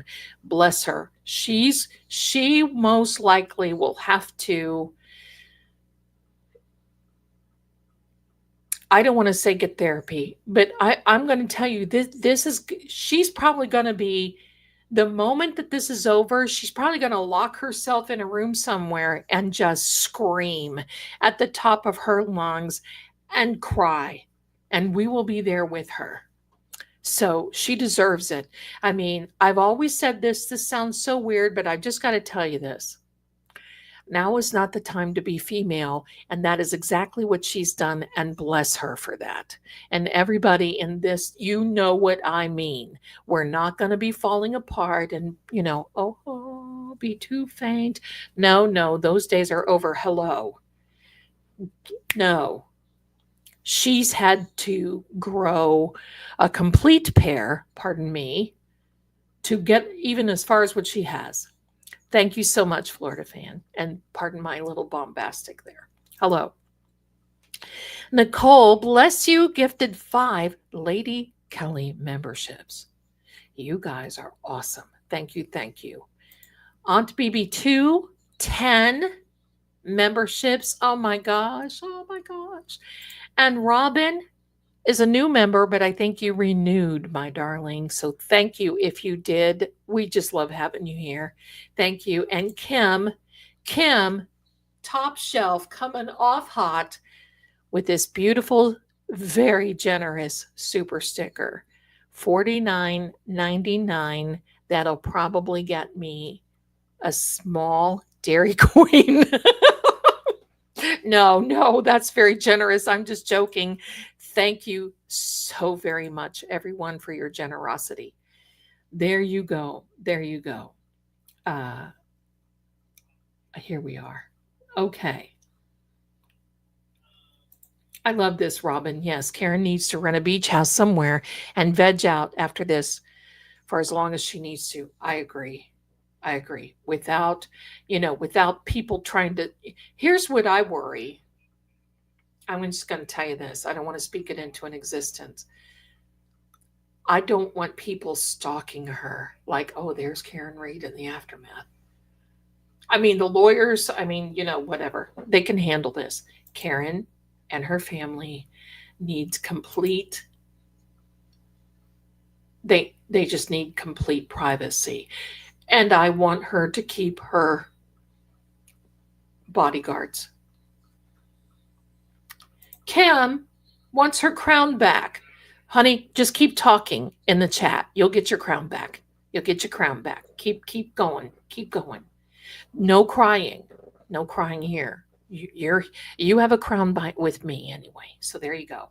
Look at Roxy, 5 Fate and Fortune with True Oracle memberships. And I want to thank you for that, because I want to tell you, now that things are probably slowing down, we're going to start scheduling Fate and Fortune True Oracle memberships for all of you who are members, because I'm going to be reading your cards, and I'm going to do it members only. So there we are. Thank you, Roxy. You are adorable. Thank you. Okay. I honestly believe Karen will be moving to the West Coast and work Jackson's firm. You know what? I'm with you on that, Cat Lady. I'm with you. It would not surprise me if she didn't become a lawyer. Look how involved she is. she's absolutely, I'm sure they've talked about this. I'm sure. Welcome. Amanda says, welcome everyone. Yes, yes. Flutist. Hi, Zelda. Hi, my darling. You were just talking about the Six of Cups. Have you seen the Lightseer's Tarot deck? The cards depict a young man with his lab, remembering back to him as a boy with that same puppy. No. I'm going to tell you something weird. Where is it? I can't reach it. I got a green screen behind me. What do you think of this? I've never had this in all of my years of ordering from the catalog of the universe, aka Amazon. I ordered some things in because I actually ran out of glue for some of the cards that I'm making. And they sent me a used tarot deck. Now, I don't know. It was in one of the boxes, but 2 cards are missing. And it's the 8 of Cups and the 10 of Cups. And it's a deck of cards I wouldn't use anyway. I don't like them. And they're called Bad Biatches. I'm going to say that. The Bad Biatches Tarot. And I don't like that. I like a little bit of tradition. And sometimes, I mean, I push the envelope with some of these card decks because I like, I think it's, who wants to do with the same. But what do you think of that? I mean, hello. 2 cards missing. The 8 of Cups and the 10 of Cups. And the only thing that I can think of is this. I think that I am walking towards the 10 of Cups. That's what I'm thinking. But why send a deck that is used? Because they were all out of, unless someone sent it back and they just sent it on. I've heard them do this sort of thing. I don't even know who it came from. That's freaking creepy as far as I'm concerned. Yes, it is clairvoyant empath. Absolutely. Absolutely. But it's like, hello. Lightseer's deck. I love it. Okay, my best friend gave me the Lightseer. I'm going to look into it. You know, the one that I never thought I would think that I would like, and I think that I might get it. Pardon me.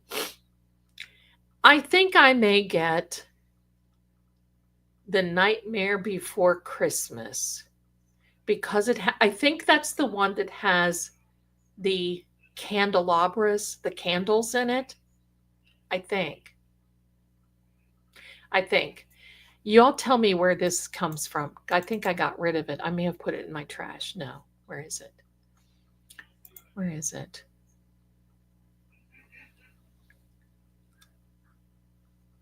I must have gotten rid of it. It has one of the cards. I saw another reader because I watch other readers too. I mean, why not? I saw another reader and it had this candelabra. And I'm thinking, I kind of like that. So, okay. So, I've never seen that movie. All right. Get it out of the trash, Zelda. Why? I'm not going to keep those cards.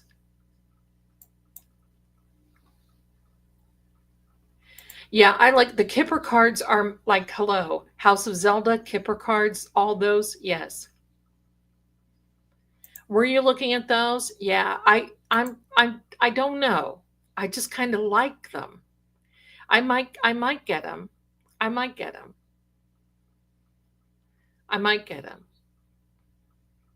Well, first of all, I can't do it. I can't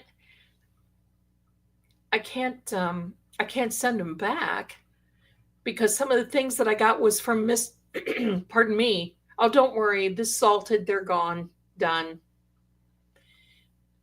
Because I looked at that and I thought, what kind of wizardry is this? I don't like that kind of crap. Who does this kind of thing? So anyway, Kipper, but I always say Kippa, the Kippa deck. All right, I got to tell you a paranormal story, and a story. And then I'm going to, it's creepy now. It's creepy. Do you need a break to go get a snack or to sit down? It's a short one, but I got to tell you, it's a creepy one. It's a creepy. It's creepy. So if you need to take a moment, please feel free to. And then we're going to do some EVPs. So there we are.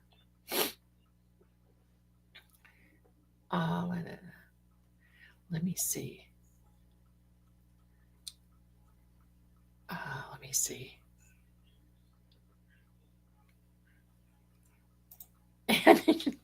Think three-way mirrors are necessary. Oh my gosh, don't get me in a mirror house. They have those mirror things in Gatlinburg, Tennessee. No. Okay, all right. Okay, here we go, my darling. Name of my EVP program, Grand Mirror, the one that I use on here. I have like 5 or 6. It is by a developer called Unity, and it is the Ghost Talker. Talker. The ghost is a talker. I'm pretty sure that's what it is. And anytime you're looking at an EVP app on your Play stores, always make sure that they don't give your information to third-party apps, because that can actually influence your EVPs, just so you know. There you go. I'm not into the mirrors thing. Sorry. Okay, here's a creepy story. I hope y'all are ready. Here we go.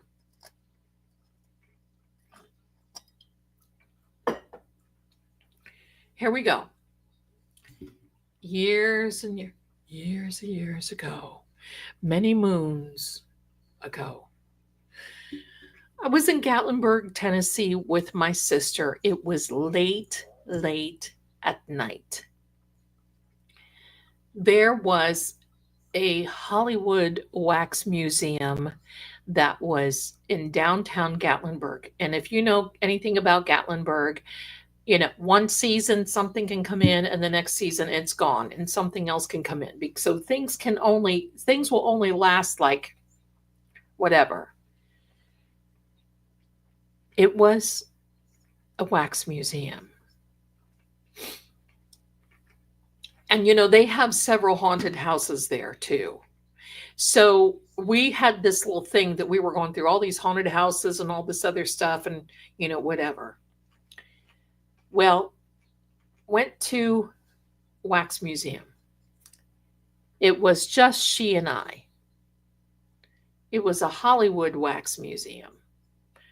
And I'm going to tell you, it was no Madame Tussauds. Believe me, it looked like more like Fred's junkyard. Sorry. They didn't look like who they were supposed to look like, and that's who it was.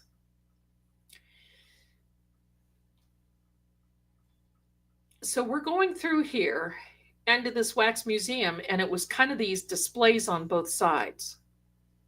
There was no music. It was just dead silence. I mean, seriously, silent, as in, I'm serious. We were walking through there and we recognized the silence, so we weren't saying anything. We were gesturing. And my sister taps me. And I said, I'm looking at her like, and she's like, I feel like we're being watched. And I'm like, we're in a wax museum. We're always going to feel like we're watched. And she said, no, I feel like I'm being watched, like we are being watched. She said, every time we're coming through here, this one character seems like he's showing up in every display. And I'm like, oh, sorry. What? You had too many of those sour pickles at the restaurant. Stop it. Stop it. So she says, no, I'm serious. Sel, you've got to come with me. So I said, okay. So we're hand in hand at this point. Now, I'm a grown woman. She is too. I'm married. We're holding hands and we're going back through the wax museum to the beginning. We didn't start, but we're going back through. And there's some of these places, like in Ripley's, believe it or not, in Gatlinburg. And I'm going to tell you what, when I get moved, I'm going to try to do a paranormal investigation at that location. We'll see. So we're going back through and we're holding hands in hand. And she's like, at this point, grabbing on my sweater, so it's halfway down on my shoulder, halfway. And I'm like, and lo and behold, we keep seeing this one figure.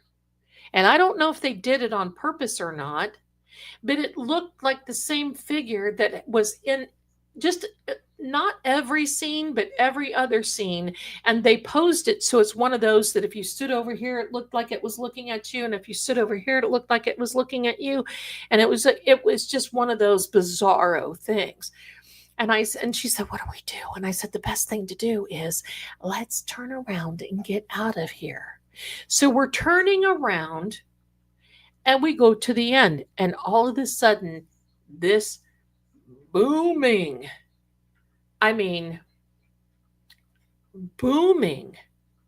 voice comes over the intercom. Ladies and gentlemen, we are now getting ready to close. Please proceed to the end. Thank you so much for visiting Hollywood Wax Museum, Gatlinburg, Tennessee. Thank you. And this big voice came on. We both went, what? This scream that was like the B movie scream. Wah! And it just rang through this thing. It was just so hello.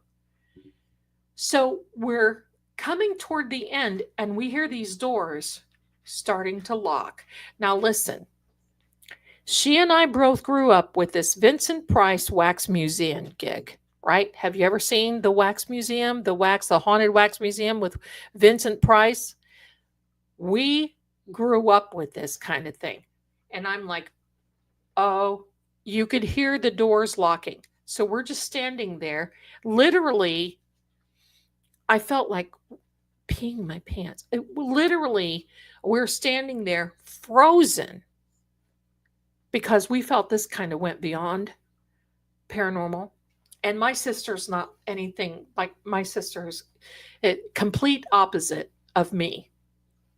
We don't look alike. We don't look alike, talk alike. Nothing. Nothing. All of a sudden, she said, that wax figure moved. And I said, oh God, please, not one more thing. Don't do this to me. She said, that one moved. And I said, you're full of the brown stuff. And she said, no, I'm serious. I said, stop it. You're starting to scare me. Stop it. Now remember, there were no cell phones or anything else like that back then. So it was just us in this wax museum that they announce is closing, and we can hear the big click of doors locking. So finally, I'm standing there. I was like, which one did you see moved?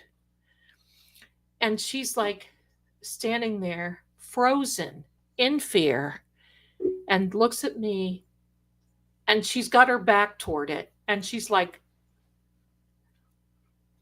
as in that one. So I look around her, and just as I looked at this I swear, just as I looked at this wax figure, it's standing there with his eyes. Let me do it this way. Hello, sorry. No, allergy. Standing there, looking, and it went, just looked. I'm not kidding. I grabbed her arm and I said, do not look back. I was like, when Lot told his wife, don't look back. She was going to turn into a pile of salt. I'm not kidding. This thing seriously was standing there and went,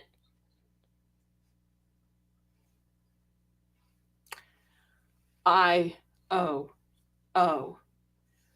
We were both screaming, running out of there.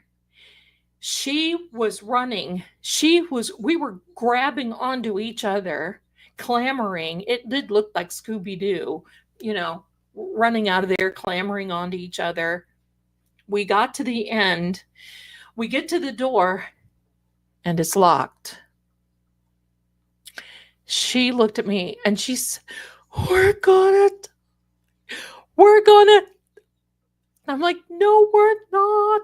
And I start pounding on this door. Let us out. Let us out. We were making so much noise. And I said, you watch our back. If anything starts, coming toward us, you let me know, because I'm going to tell you, I am ready to fight them all. I'm ready. I said, get out your cigarette lighter. We'll melt them all. I was crazy at this point because I was so scared. Finally, you could hear somebody talk, and they're like, wait a minute, we hear this. And we're pounding on this door, and the door opens. And the door opens quickly because we're pushing on it. The door opens quickly, and we fall out of this door onto these people. And he's looking at us like, what are you, lady? And I said, listen, you locked us into this place, and it is scary. Hello. We're not coming back. Like that would matter to this guy, right? Well, we're closing our doors now. Zelda's not coming back. And I said, listen, I'm ready to hex your whole place. This scared us. If you do this to other people, you will not be in business. And he's like, lady, get lost. You shouldn't come through these things. Okay, you watch and see. Well, the next year he was gone. Now, that wasn't me. That was his, first of all, bad figures in there forevermore. Like I said, they looked like Sanford and Sons junkyard. They didn't look like, you see these big, beautiful signs. Oh, see this and this, like Madame Tussauds. And then you see this junk. And it's junk that looks. And I'm like, oh my gosh, I don't know what caused it. I to this day, we just don't know. I'm coming, Elizabeth. That's right. The big one is coming. I felt like it. The big one is coming. I'm coming, Elizabeth. Holy mackerel. But see, I was like, look, it was fight or flight. We couldn't flight, so we had to fight. And I was told my sister, look, get behind me.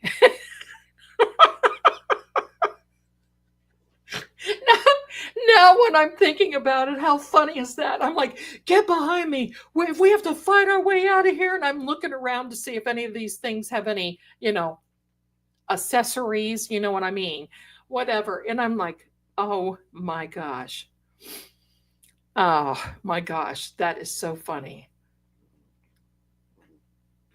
Oh no, I'm sorry.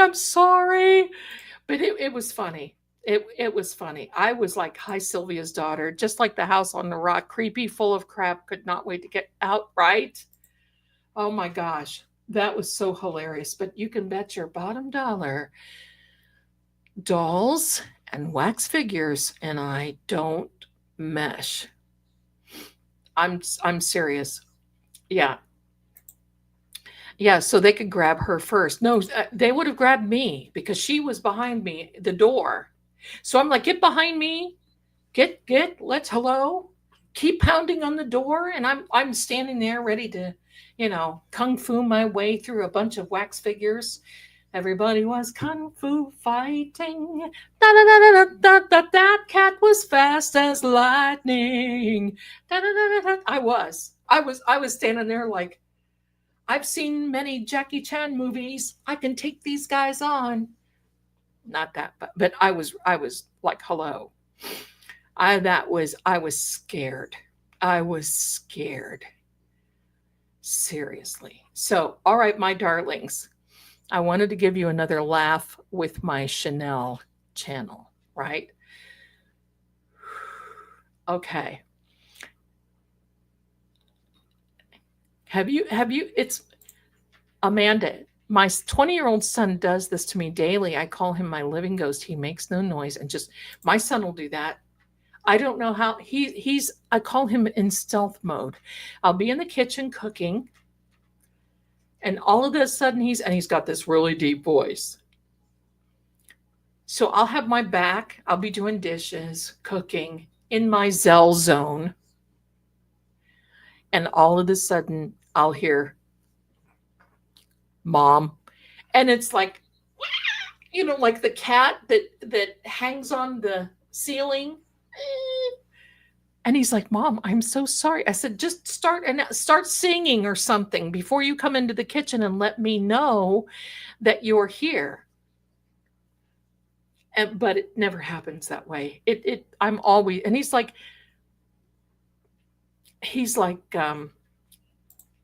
senior research RN. I love it. I wasn't going down that day. Now I got to tell you this. I hope something like this doesn't happen when Richie and I go out, microdots Richie, because we're going to go do a ghost thing, and he's going to film it. And I hope that I don't embarrass him, because sometimes if I get startled, I'll scream. I mean, that's just me. Hello, I get startled. That's the way it is. Oh, that would be too funny, right? So yeah. So, but my son will tell me, Mom, how can you be in this business and you jump all the time? And I said, it's because I am in this business. I can see. But the whole thing is, I'm more scared of what's happening in Canton, Mass than I am in the paranormal community. I can tell you that right now. I can tell you that. I get startled very easily. Hello. So I'm going to have to take my Geritol. I hope I don't have to wear Depends. I'm not going to. It depends, but I don't think so. I don't wear them anyway. But anyway, I'm saying that to be funny. So jump scares. And I'll tell you what, I see these things on the talkie tick of these channels of people walking in and scaring. I would be beside myself. I would fight somebody. I can't take that. Okay, Therese has it. Now we're going to get serious. Is there any significance to paranormal events next to water? Yes. Yes. Because there's energy, there's a life force in water. And sometimes if, say, for instance, you're in a basement in a paranormal investigation, if you're getting high EMF readings or any of those things, the first thing I look for is there a water source, because that can actually attract that type of thing. So yeah, there is significance to that, my darling. Absolutely. Better with Irish. I do too, Zelda. I have a condition that keeps me in fight or flight mode. It gets kind of comical, but I do it. I hate it too. Now I'm better when I'm prepared and I go out on an investigation, but stuff like this in the wax museum, and I feel, because at that point things were going through my head as in, what if this is people? I mean, that was creepy enough, seeing this reappearance, unless they just didn't have a budget for another and they kept copying this one thing. But hearing the doors lock, that messed with me. And I'm like, I'm not going to go down easy, whoever you are. And I'm yelling, we're not going down easy. You better bring it.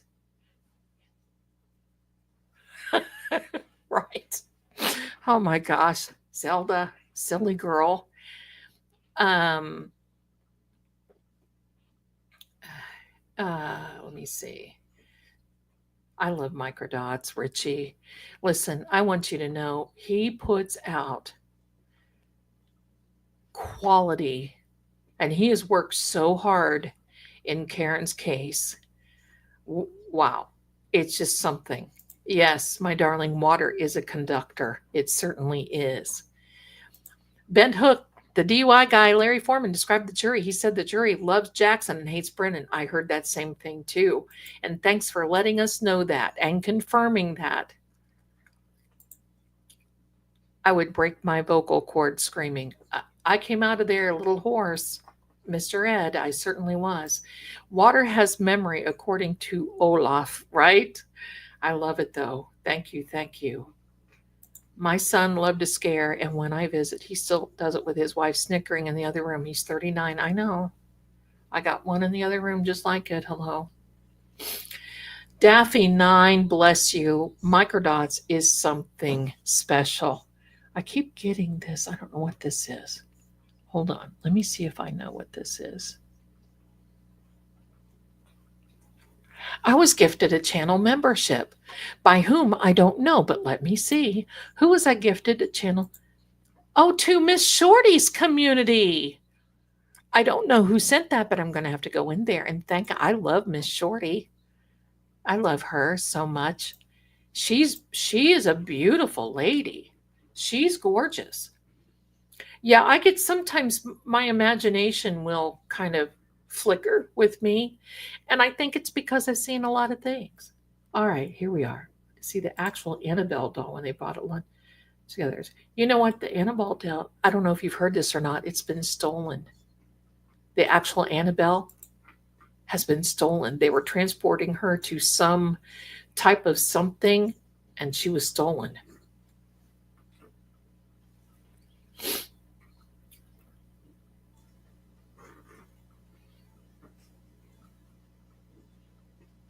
Van Hook, there we go. Taking that ashwagandha, getting one step ahead of us, fight and flight. Listen though, I am so chill now. I am really almost too chill in some regards. But if somebody messes with me or my animals or especially my kitties or my kid, look out. Zelda will go into ninja mode. That's the way it is. Anything, I just chalk it off to people being dumb sometimes, right? Just walk away from people if you can. Thank you, Ribeye Susie Adventure. I love it. Thank you, my darling. I've got so many stories I can tell you guys. We're going to have so much fun. Oh my God, I would be there, pee myself laughing, right? There was a lot. Oh, I got stuff to tell you. Let me see. Let me catch up here. I got another one. I was scared of our play Miss Shorty sing if you can. Miss Shorty's song if you can. I have to get her permission to do it. I will though the next time. Because if not, that last one that Derek Carney made and I was the log lady, I got demonetized on that one. Because that was a CBS and I played it Twin Peaks, and I just didn't even think about it. And even though he modified it, so I want to get her permission so that way I can properly put it into the description. But I will do that because I love that song. Yes. You know what, my darlings? There is so much tension right now. We're coming into the last week. We've got to keep smiling. We got to keep laughing. We cannot let our heads pop off and roll down the road. We got to keep it together for Karen's sake. We do. We have to. Zelda, I was crying laughing so hard. I love it. Mama Bear, bless you. That's what it's all about. That's what it's all about. The real Annabelle wasn't taken anywhere. Ryan Buell from A Paranormal State is scamming events again. Oh, thanks for letting us know that, my Irish darling. See, I'm not keeping up with that, but thank you for that correction because that was kind of scary. Zelda, if a grimy, gruesome surgery scene comes on, tell my children that's gross, turn a channel. And they're like, Mom, you're a nurse. I can hear it now. Exactly. I don't want to watch this for entertainment. Exactly. Exactly. It was very hard after I saw that unaliving in real life to watch those B scary movies because it looked just like that. There you go. Bless you, my darling. Um, and is Zelda drinking tea? I don't drink anything alcoholic at all. I drink iced tea and I make it so it's not too sugary because I'm in the South and they like that real sugar laden tea. And I think it's good, but it just makes me more thirsty. So I like tea with lemon. And I'm going to tell you, I am very excited. We have a new grocery store that opened up yesterday, and they have rotisserie chicken salad. Oops, gosh, that was a big noise. Sorry, that was my ring. Rotisserie chicken salad. I will be there. Thank you. I'm excited. Isn't that bad? I mean, hello. Zelda, someday, hi, my darling beauty. Zelda, someday I'll tell the chat what happened to my family member. It was like this, except a little different. We lived a nightmare for 2 years like Karen. Oh, yeah, I've got family that went through that too. There's so many. It's horrible.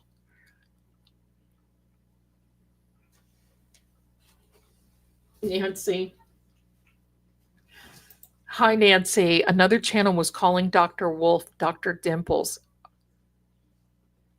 He's so handsome, and I'd trust him over Brennan any day. Listen, I trust Dr. Wolfie more than I trust the sun coming up at this point. Right? Hello. Let me see. Let's catch up a little bit. Zelda Spanky is going to go crazy with Dr. Elizabeth Lapisato.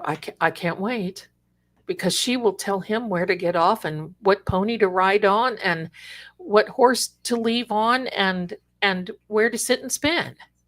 Of course, she has people that don't agree with her, and Spanky is going to air it out. I don't care. She can hold her own. Absolutely. I can't wait. She held her own with that other general. I was very happy to hear that.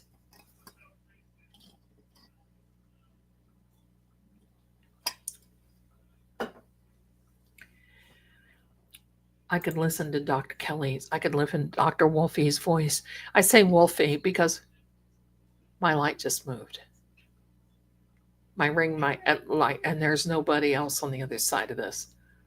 Hello. All my little friends are in the bedroom watching cat TV. So who was that moved my ring light?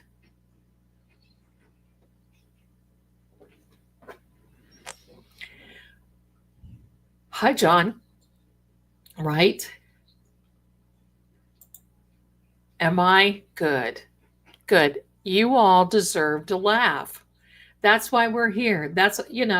Here's the thing. It was Attorney Reddington. He's Jawbone's attorney. He actually is very good. He is very good. He is very good. But the ADA,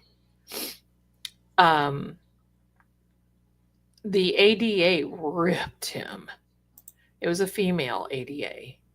Oh, she went after Dr. Lapisato. They must like what's on Cat TV. Yeah, and I think they were the storms have calmed down a little bit tonight. So I think they were in there huddling around talking about how they were going to jump scare me.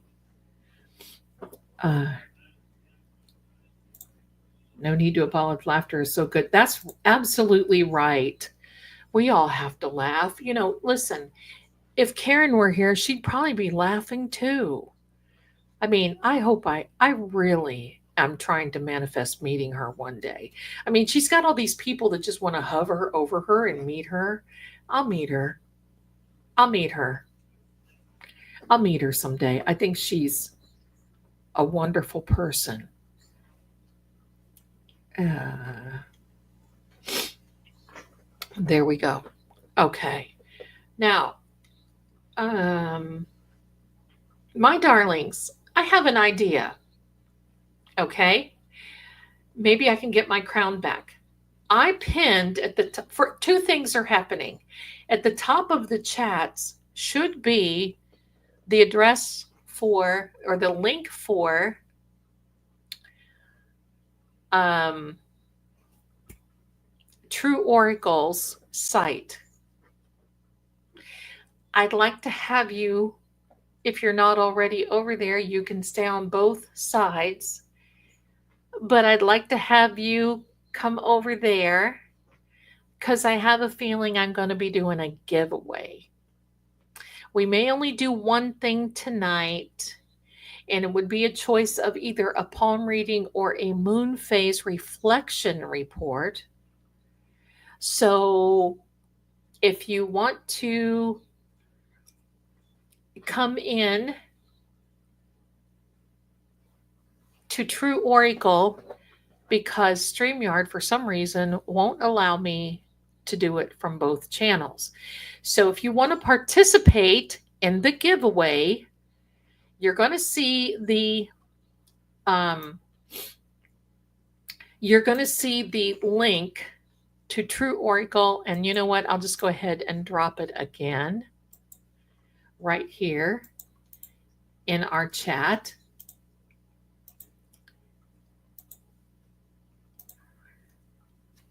Come on over there, my darlings.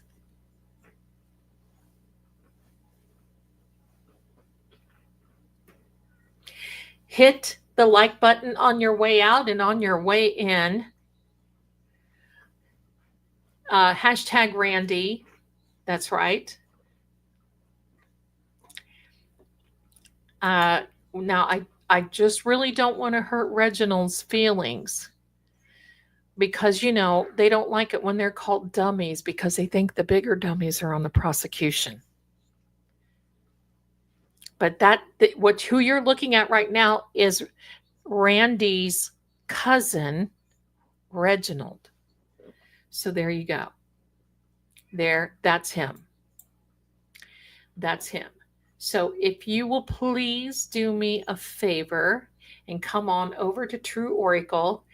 I got to take a minute. I'm going to leave this on the screen because I know I'm your favorite crack. I need to get crack or quack. I'm your favorite crack. Okay. Let's hope you don't have to go to rehab because of me. All right, my darlings. So, and I'm the one who said that. So let's be careful in the chat because you never know what you. Okay, so I have to take a break just a minute. I need more tea. And then we're gonna do a little bit of EPPs. We're gonna have a thing, a giveaway, and then we're gonna do some EVPs. So head on over there right now, and I'll be right back. And I'm leaving my sweet quack up just for you to look at. All right, here we are.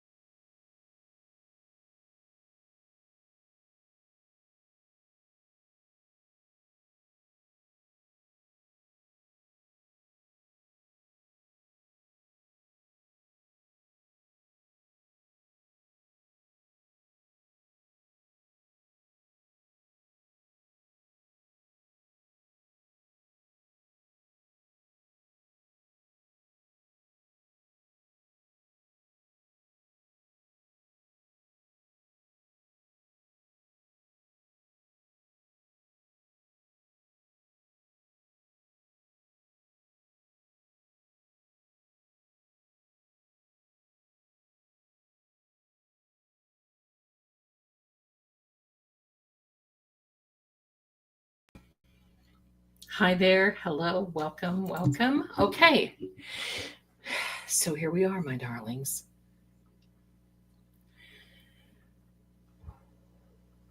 This is going to be a week. So we've got to have some fun.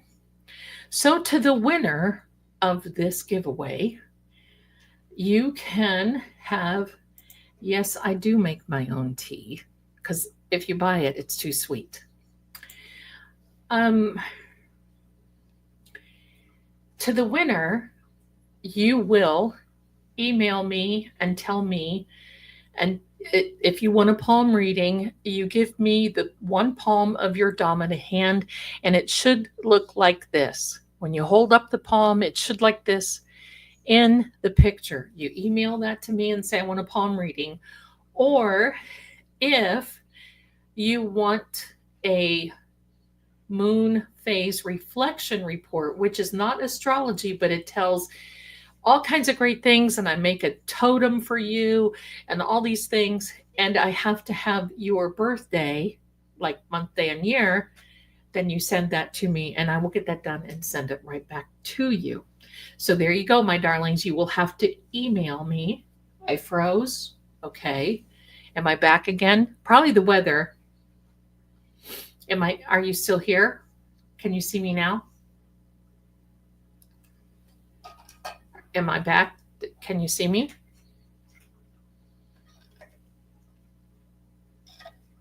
Okay, good. Thank you. Thank you. Thank you.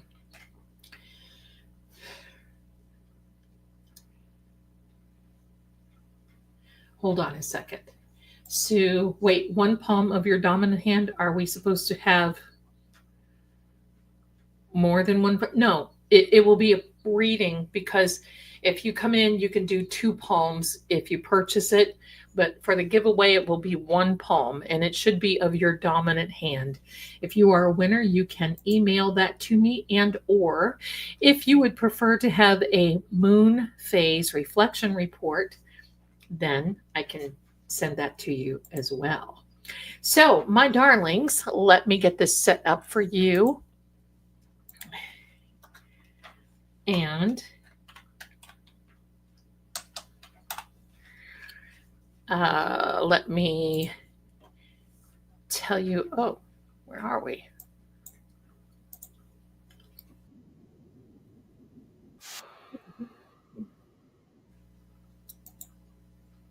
Something went bad. Okay, here we are. Here we are. I froze on this one. What the heck happened? Okay, hold on. All right, so I'm going to put this together for you. Wait. Something has happened.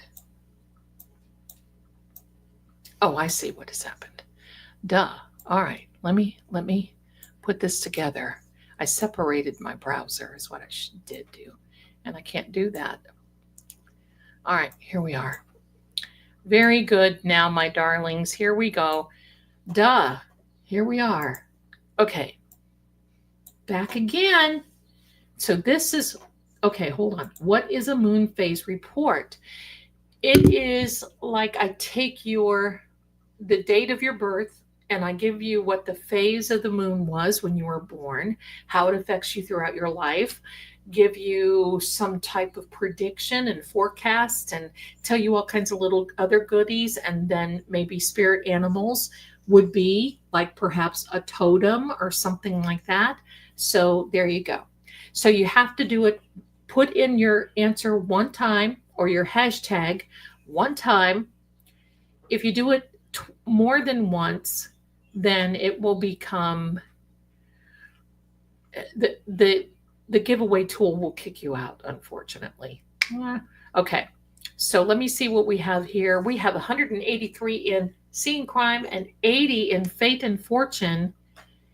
So please do me a favor, like and subscribe. Get in on this.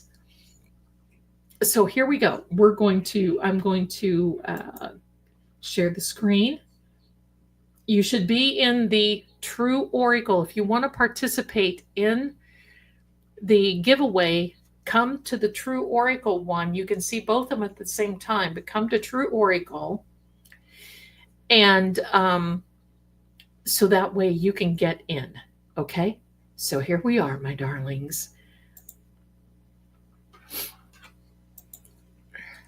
And I'm going to show you, this should be your hashtag. And it is hashtag Randy. Hashtag Randy. There we go, my darlings. Hashtag Randy. Ozzy Jules, thank you, my darling, for becoming a new member of Fate and Fortune. Thank you, thank you. Thank you, thank you. And Cheryl, you darling, I'm going to thank you after this is over. Thank you. Randy in True Oracle, if you're in the Seeing Crime, unfortunately that doesn't qualify you. You have to be at the True Oracle side. So there you are, my darlings. There you are. You're so welcome. We love having you here, Aussie Jewels.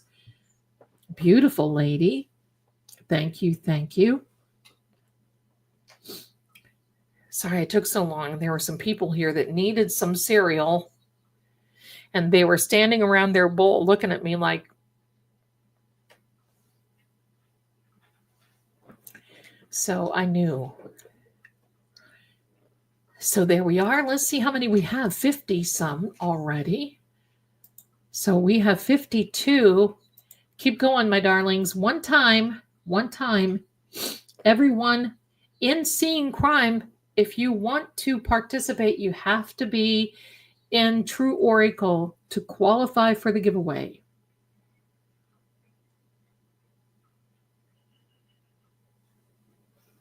So there you go. So you have to be at True Oracle. The link is in my chat. Hello to everyone coming in. You have to come over to True Oracle from Seeing Crime from my channel if you want to participate. I don't think it has to be in caps. I don't think you have to do it in capital letters. But one time, if you do it more than one time, then it will kick you out, unfortunately. It will disqualify you. So keep on, my darlings. We have 57 entries right now. So the winner will be emailing me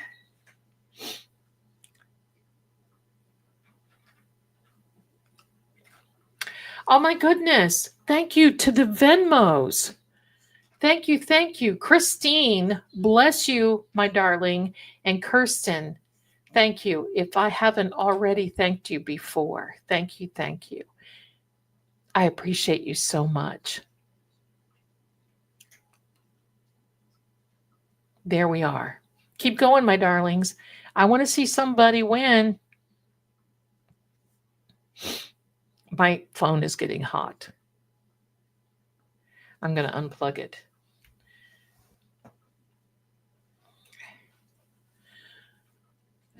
Okay.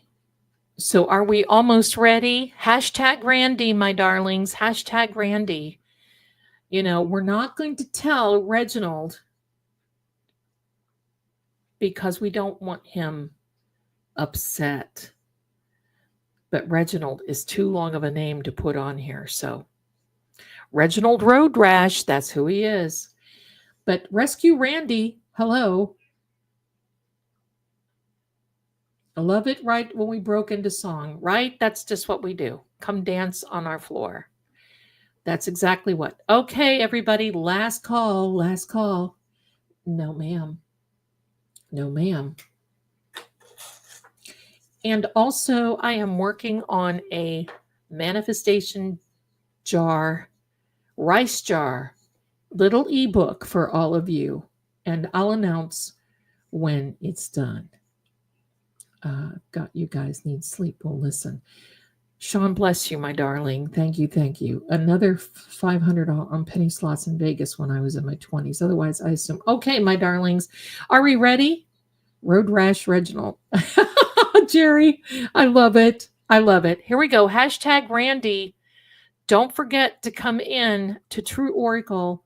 I want you to win. Here we go. Last call. Last call. Here we go. Here we go. We're drawing now for 61 beautiful people have entered. Let's see who it is. Let's see. Oh my gosh, Mary Frances. Mary Frances, you won the giveaway. You won the giveaway, Mary Frances. Congratulations to you. Please do me a favor and email me, Mary Frances. Please do me that favor. Email me with what it is you would like to have. All right. So, and you know what? You know what? Let's do another one. Let's do another one. Let's do another one. Hold on. Let's do another one. Stay where you are, my darlings. Stay where you are. Stay where you are. And this time, we're going to do hashtag Free Karen Read. Whoops. Hello. Free Karen Read. Since we are coming to, we have to do this. All right. So here we go, my darlings. Start entering. Stay where you are. Hashtag FKR. Thank you, green-eyed Southern girl. You are adorable, my darling. Start entering, my darlings. Hashtag FKR. Congratulations to Mary Frances. Email me, my dear, and let me know what you want. So come on in. You have to be on the True Oracle side. If you're not there, the link is in my chat and you can buzz on over there. In the meantime, don't forget to vote in the poll. What is it that you guys would like to see? I'm seeing right here. I'll be here no matter what. That's good news. I like that. I like that. Very good. Thank you. Thank you. Don't forget to vote in the polls, my darlings. There you go. Hashtag Free Karen Read. We have 62 people, 63 now. Thank you. Thank you. I'll be there. I'll be there. Where there is love. I can't sing that low. I'll be there. How'd you know? Travel over to True Oracle for the reading, or I'm sorry, yes, and for the drawing. Hashtag FKR Free Karen Read. It is a palm reading or a moon reflection reading. Either one, your choice. Your choice, and I will get those to you. Oh, thank you, my darling green-eyed. Your choice. So come on over there. I want you to be entered. So you've got a really great chance. And just know, when things calm down a little bit, we will be doing the membership-only readings from True Oracle, where I will be reading your cards. You can sit in the, remember how we did that for Karen a couple of nights ago, or for the jury, and we would ask questions? Well, I'm going to do it for you personally. Just no legal, no medical, no pregnancy questions. And we're just going to go over there and do it. For those of you who have ordered your cards, they should be going out this week. It takes a little bit for them to dry because I put them together like a book in some ways. It takes a particular glue for them. So that's exciting. That's coming very, very quickly to many of you. So thank you, thank you, thank you, my darlings.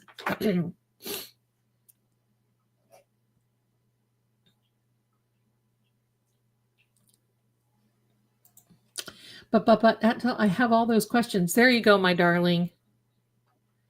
There you are. So excited. Yes, yes. I know everybody's excited about getting your cards. Well, I'm going to tell you, I've made them in a premium fashion. more premium than I made my own. And I'm signing every deck for you. So they'll be a collector's item someday when Zelda flies away. So let's get going. We have 71. Last call. Over here for the drawing. 71 people. Let's go. Are you ready? I'm ready. Let's see who is a winner. 71 people. This is it. Some 72 just snuck in there at the last moment. Here we are. We're drawing now.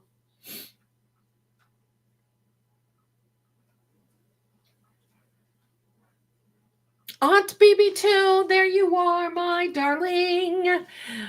Aunt BB2, you can get your choice, my darling. Email me. You know my email. Email me with either your palm or your birthday and let me know which one you want. Obviously, if you send me your palm, I'm going to know. But if you want the moon reflection report or moon phase report, you have to send me your entire birthday. So there you go. Congratulations to the winners. Congratulations. You guys deserve this so much. Congratulations. I just love having you guys here, keeping me company throughout the evening while it's storming and banging and crashing and lightning and all kinds of things.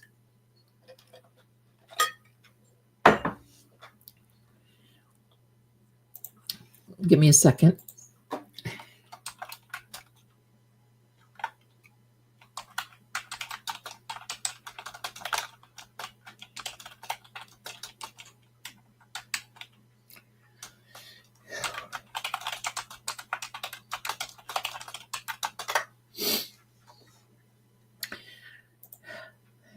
There you go. There you go. Happy, happy. I need to learn that song. Happy, happy birthday, baby. Congratulations to Mary Frances and Aunt BB2.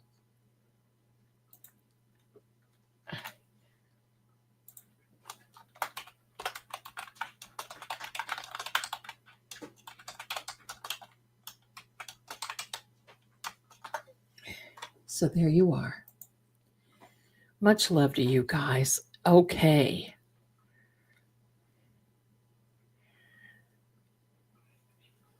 Didn't know you were chasing rabbits. Wonderful, you guys. Okay. So that's it for today on that. I'm so happy that we had some winters and winners. We have 187 people watching right now. Please do me a favor and give us a thumbs up. And 88 on the fate and fortune side. Please do me a favor. And this is wonderful. Thank you so much for being here. Oh, wait. Hello. Wait a minute. Whoa. We've got, hey, everyone. I'm celebrating my very first DoorDash order today. 69, and I did it with no help. Well, congratulations. We knew you could do it. Get out. We knew. But expert witness for the hire, BS and BS, you of Shannon. I love that. Didn't take you 17 years, though, to learn this, did it? And you didn't lie about it. That's fantastic. Congratulations. I love that. I wish you were in my area. You would be busy. I keep those DoorDashers. Listen, those DoorDashers fight over me because I try to tip well because, that's how you make money and whatever. They fight over me. They know. They're like, Zelda, please text me when you're about to order so I can jump on your order. I don't do that because I just think, whoever it goes to is who it's supposed to go to. I think that's wonderful. And congratulations to you. You keep up the good work. Listen, I got to tell you something. I have a DoorDasher friend. I'm going to put that up there because expert witness, my darling, look at you. Standing in front of a chart where you can tell your height. I love it. I love it. I get that.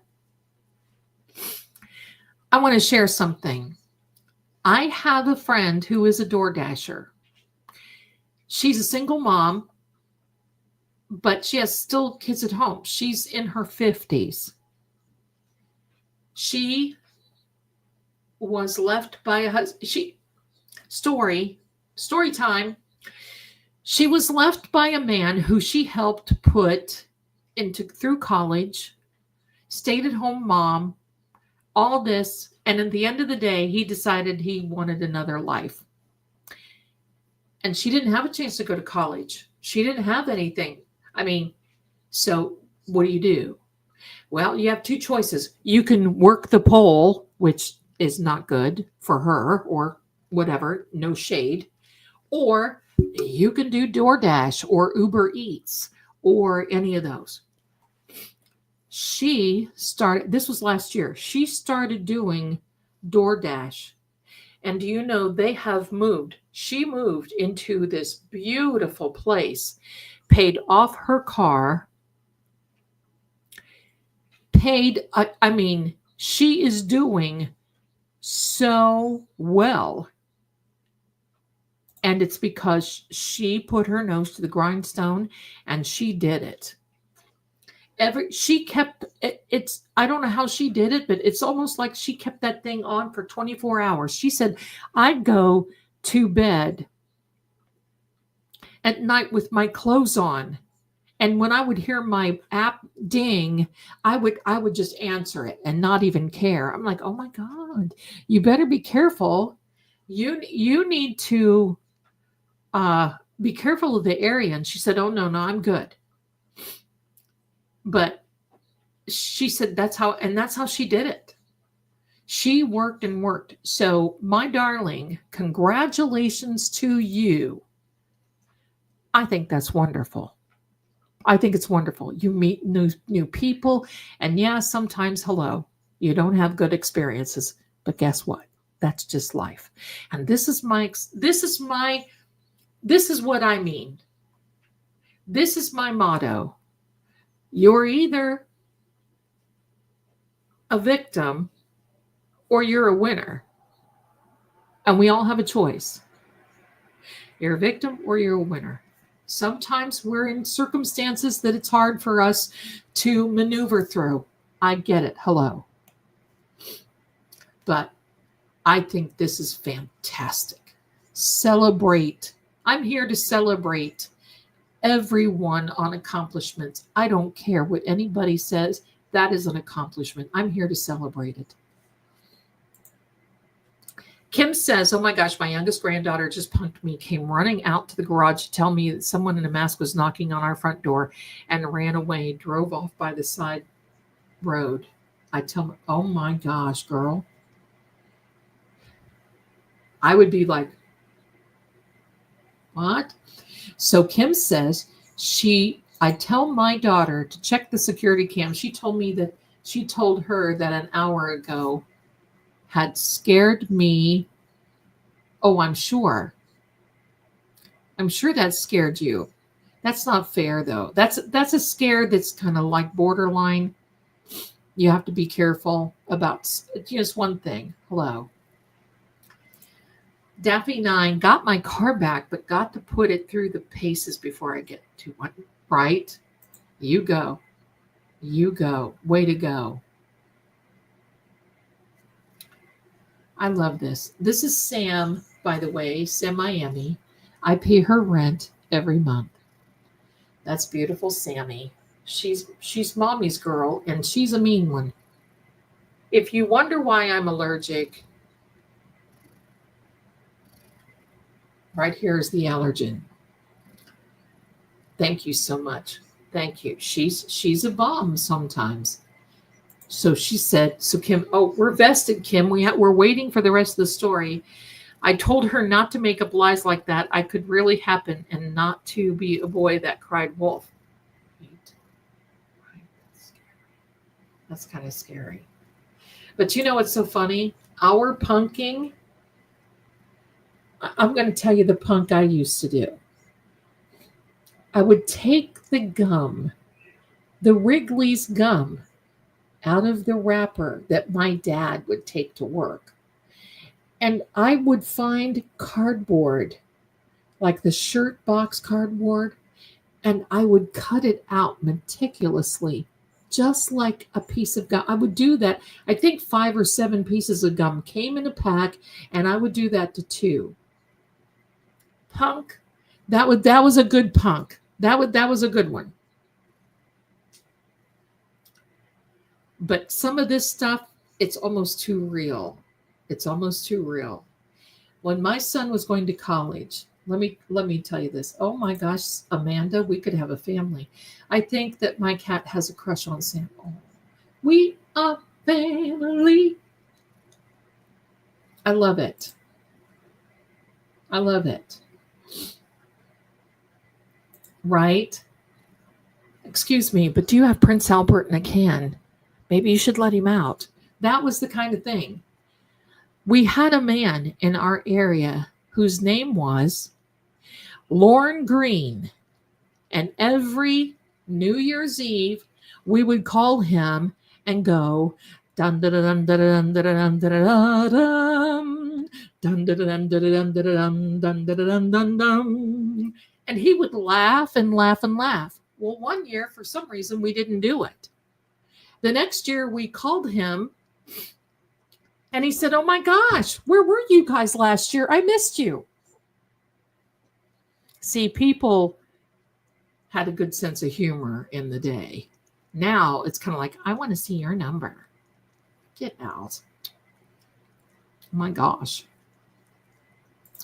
Liz, my favorite saying and words I live by. We are all faced with series of great opportunities, brilliantly disguised as impossible situations. Bravo. Liz, that is, let's read this again. We are all faced with a series of great opportunities brilliantly disguised as impossible situations. Love it. Thank you so much for that. Oh my goodness. Let me go back here. I think we got a few people here that we need to. Cheryl, my darling, gifted Fate and Fortune with True Oracle 10 memberships. Top shelf. You guys are the best chat. So generous. So generous. Yes, I knew you were allergic. Yeah. This right here. This is the allergies. And especially when it's storming,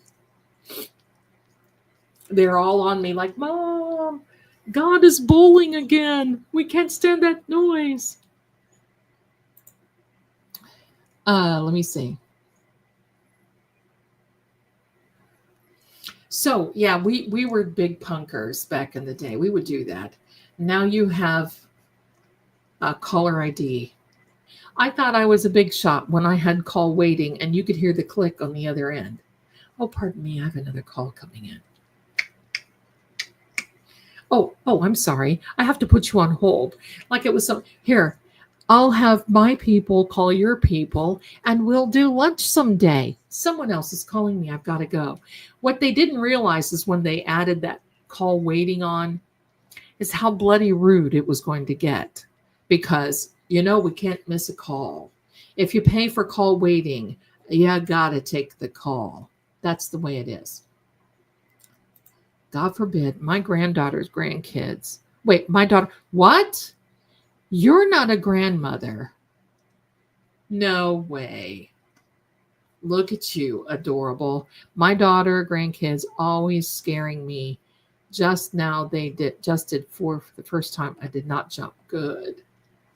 I always jump. I can't help it. But I laugh like a hyena too.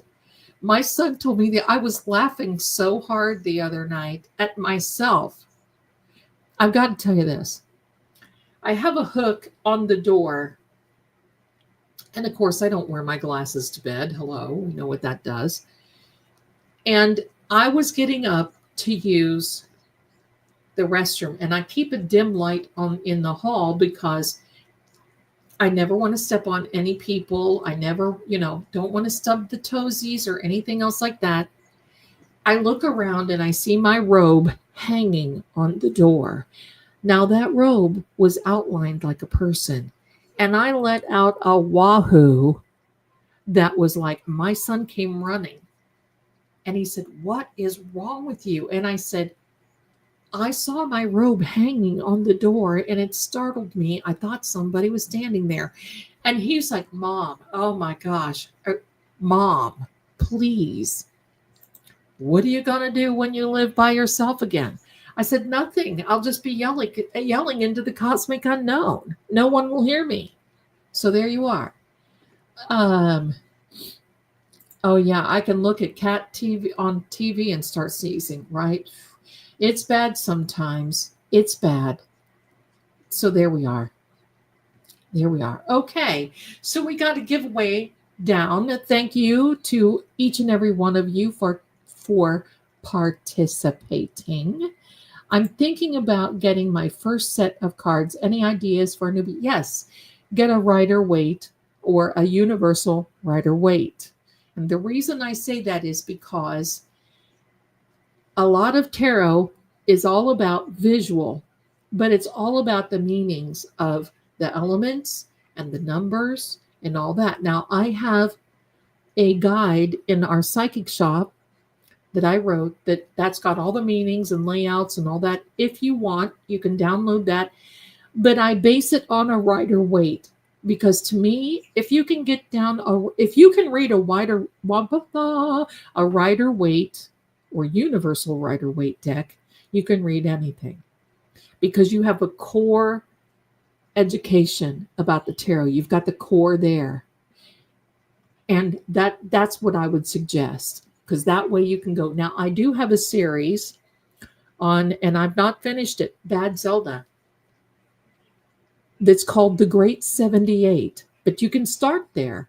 It's in my YouTube. It's a playlist in YouTube. It's called The Great 78. And I go through the meanings of the cards. I've not finished it, and I'm so sorry. However, I've also done one on the Cartomancy too. So there you go. There you go. See, there you got my first deck through the book away. There you go. And I kind of sort of did the same thing. But you need to be careful so you're not guided in a direction in what you think, because those are their core and fundamental readings. The Great 78. Oh, yes. It's a good one, but I've not finished it. Zelda, what? I need to finish it. I need to finish it. But it goes through card by card. There you go, flat out. See, the reason I did that is because, thank you, Wickedly Good Intuition. Thank you so much. The reason that I did that is because I started as a cartomancer. When I started reading cards with my grandmother, pardon me, ma'am, ouch. When I started reading cards, I was a cartomancer. And I didn't really even know that tarot existed. I mean, I kind of did, but I didn't. And it was later in years, I think I was about 30, that I started reading tarot. And it was just like opening. But if I really want to get down dog and deep on a reading, Cartomancy. Now, that's just me because that's what I grew up with. So there we go. So it's the regular playing cards. That's what I learned on. That's what my grandmother did. Regular playing cards, nothing else. Gypsy Witch playing cards. Hello. You would have thought my grandmother was the funniest thing going. She would get these cards out, and you would have thought that they were like the Hope Diamond. She would get them out, look around like somebody was going to take him from her. You think I'm animated. So she would get him out, and then she would sit there and go, oh boy. And she would do that. Grandma. She would do that, and it was so funny because you could hear, because we would be there in the summertime. She was reading cards for her people in the kitchen at their kitchen table, and they would come and sit in her den and sit there and listen. And all of them would have clutching onto their pocketbooks like somebody was going to come through and steal them. And they'd be all sitting there and listening. And you could hear my grandmother go, oh, no. No, that's not good. No. And you would hear these women going, oh, Sass, tell me, what's going on? What's going on? She's like, oh my gosh. And my grandmother would say, well, you need to do this, and you need to do that, and you need to do this. Okay. And then they would come back the next week, and my grandmother would go, you didn't do this, did you? No, I'm so sorry. And my grandmother would say, well, don't apologize to me. I'm not feeling the effects of this. You need to be doing this sort of thing. I will. And they would run home, or they would come home. They would say, my husband was out by the combine the other day, and this woman came through that was from the neighbors that just moved, and she was standing there talking, and she had shorts on. Does my husband want her? I'm telling you, life doesn't change. Doesn't matter. Life doesn't change. It just doesn't change. It's hilarious. I had my palm read. She told me my aura spirit is strong to help other women. I think that's very true, my darling. You have, look at you. You have a core inner strength, honey, that many women don't have. And that's why you survived some of the things that you had and you've got until now. Very good. Kim, I swear I still get a bottle of Coke and try to take a drink with the lid still on.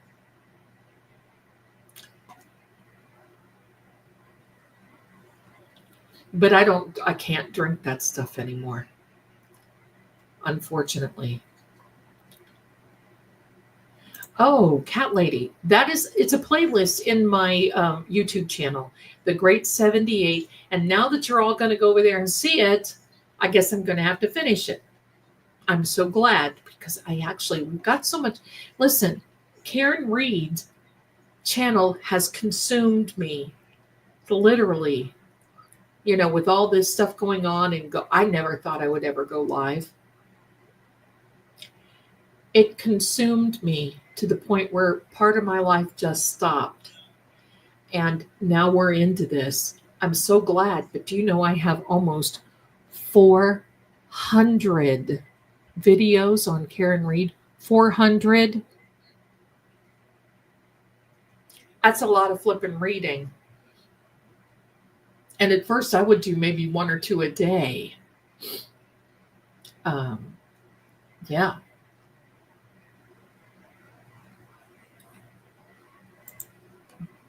Those shorts, listen. I have to tell you what my grandmother would say, because my grandma was a corker. So pardon me for saying this, but you have to understand my grandmother. She had this little voice like this. And she would say, now listen, if I were you, I wouldn't let that little whore come over there anymore. That's what she would say. I about would drop on my, till the day she passed away, she would say that. Oh, it was hilarious. It was hilarious.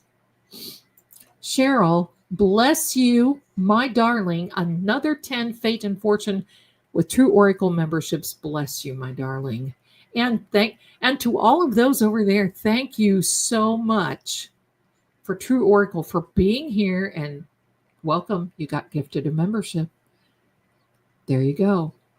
There you go. Welcome, new members. Cheryl, you are something else. Top shelf.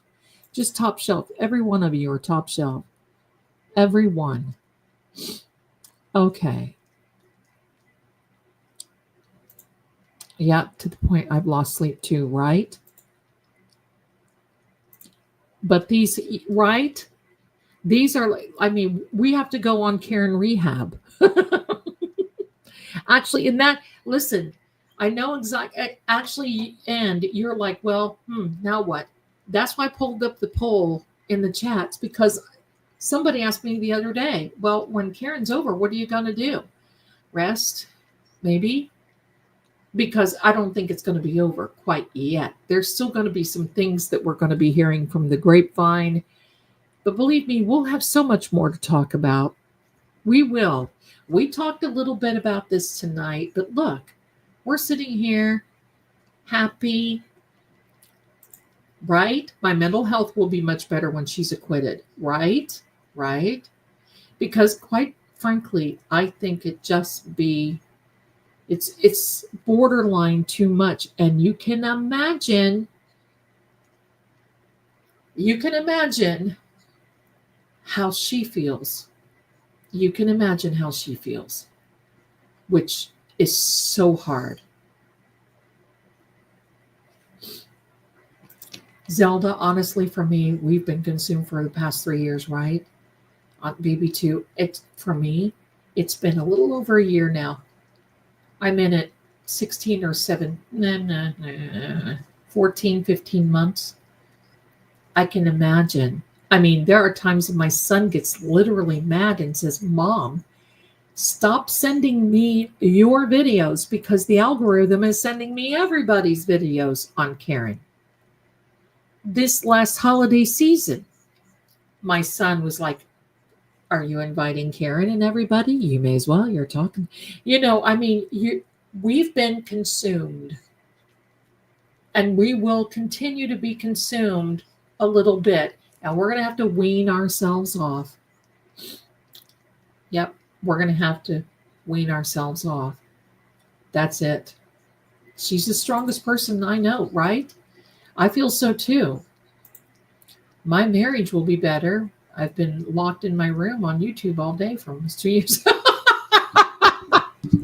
Kelly, I know, right? I'm changing my clients call me on the psychic line and they're like, oh, I finally got you. Is the trial over yet? No. Because usually I'm working nights, see. Not, and now I'm working the daytime in the afternoons. So I can kind of, now I'm going to rework that again. So I work at nights because we got to do verdict watch. And then my schedule will be back in semi A-okay again. So there we are. Okay.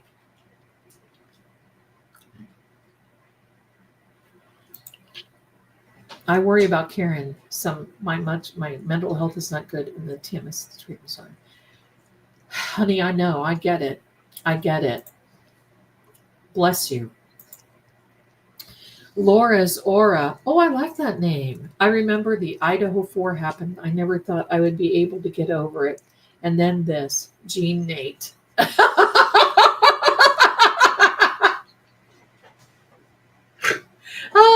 a good one. Jean Nate, right? Hello. Jean Nate for all my friends. I love it.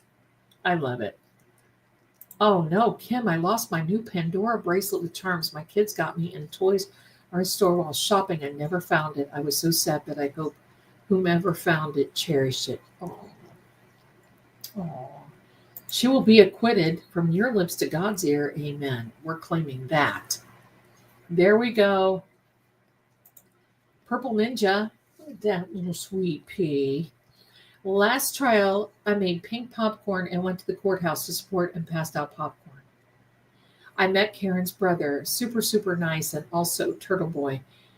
Maybe I should go again this week. Purple Ninja, maybe. If your boot's on the ground, let us know. Jean Nate for all my friends. Sue. Jean Nate. There we are. Jerry says I rearranged my days because I know. It's like, seriously, I'm flipping well worn out. It's probably why I am so animated because it's like energy. Taking Geridol. Amber says, I have one of the guys I work with in the free care and retreat.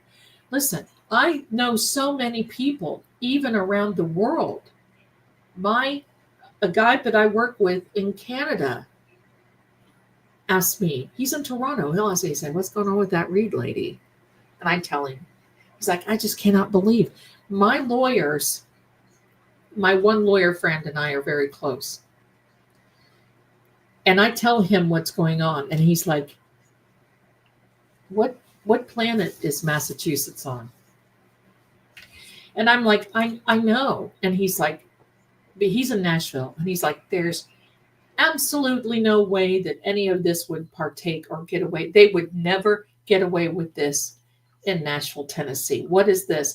And I tell him about Proctor and Buchanan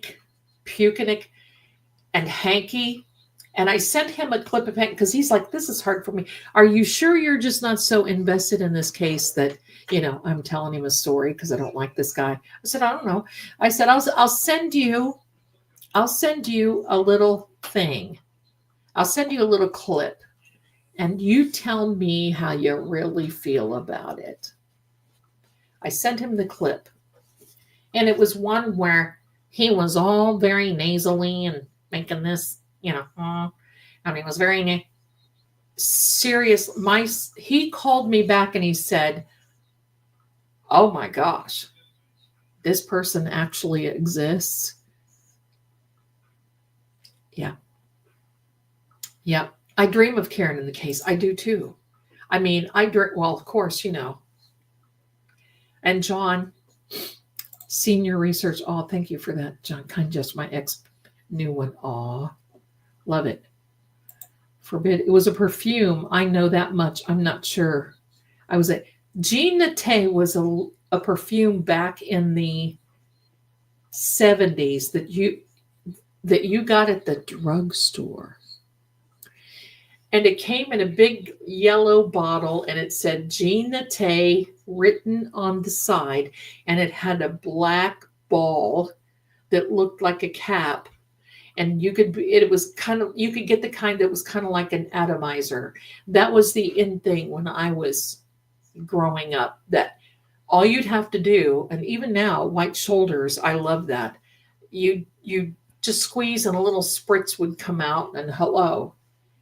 I can't even tell you what it smelled like, except a drugstore perfume. That and white musk. White musk was another one. By Jovan. My grandmother would say Jovan, but it was Jovan. We had to get the French in there. Jovan. Not the drugstore stuff, right? Oh, listen. I wore Taboo when I was in high school 4 years. To the point where I was nose blind. So I would just literally pour it all over, almost. To the point where people were like, oh my gosh, that stuff stinks. We would go on vacations at Taboo. I would have to have a fresh bottle of Taboo to go on a holiday with my family. Taboo. Now, I thought I was the one because they even put Taboo in a stick, like a roll-on deodorant, but it wasn't deodorant. Deodorant. Did you hear what I said? Deodorant. Oh, I'm so deodorant. And you moved the bottom and it would come up just like a little deodorant thing. I would carry that stick to the point where people didn't even want to be around me. But a fresh bottle of Taboo. It is so strong. I don't even know if they make it anymore or not, but I love it. I would get it again.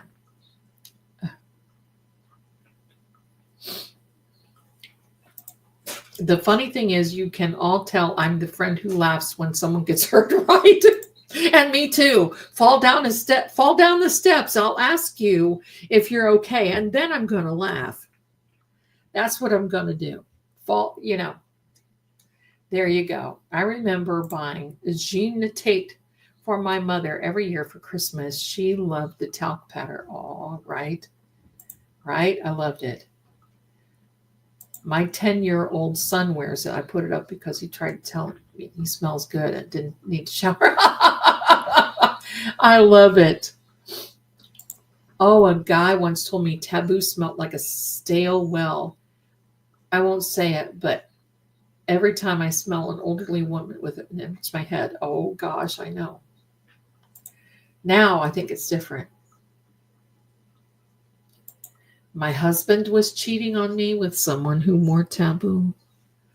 Remember the commercials? I think that's why this taboo, like untouchable taboo. I loved it. Whoever comes up with that marketing is brilliant. Yeah, they still make taboo. Oh my heck. Now I've got to go run down to the pharmacy and smell it. Yes, watching them all with Melanie, even her first one she did with Kevin Costner. Oh. And by the way, Jerry, they sell taboo. I looked on Amazon, $12.95. That stuff, that's hilarious.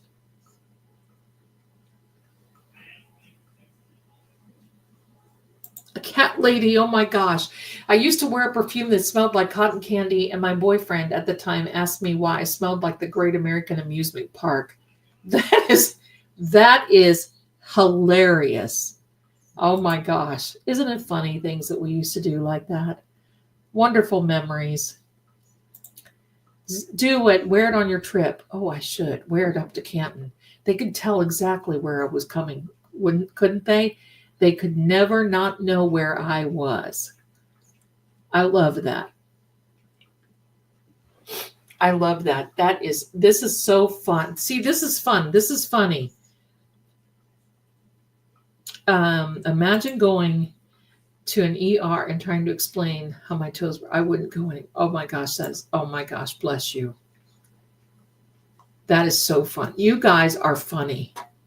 You guys are just funny. I think I met a lot of you on Melanie Little's channel. And if we get close to 10,000, I am going to ask Melanie Little to come by because she is an empath. Don't know if you know this. She's very empathic Aquarian lady. And she has a lot we can learn from. I love it. I love that.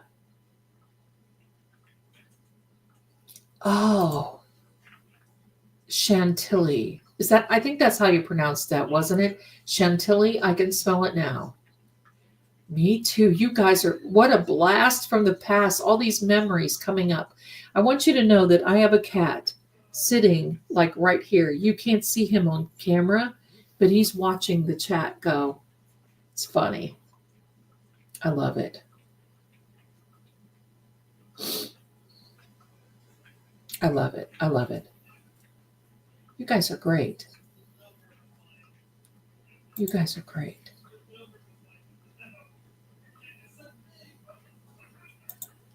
John recommends Charlotte Tilbury on EVP No Lie.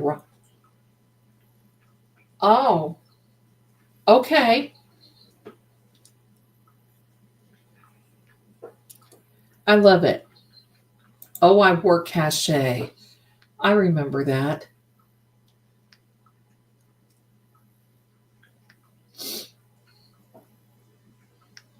Not 5, but 6, right? Wait a minute, I'm hearing something knocking.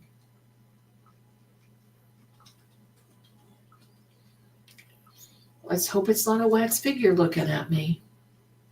You hear me all come. I'll be like Mr. Miyagi walking around the house. Pillow talk. Pillow talk. Okay. Who's walking through? Somebody. You didn't see it. Chantilly lace perfume. Yes.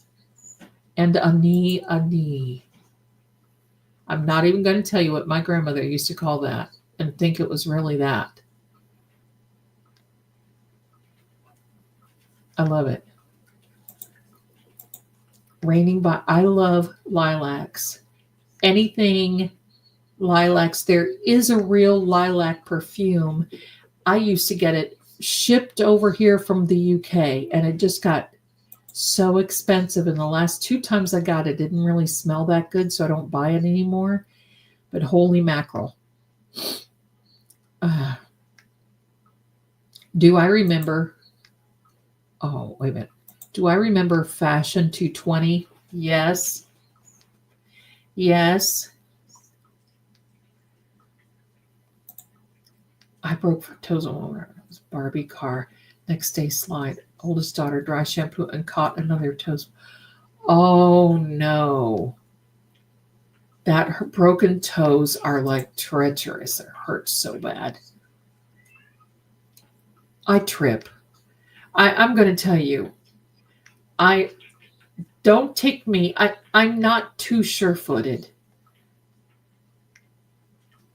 I use Philosophy Fresh Cream Warm Cashmere. Oh, nice.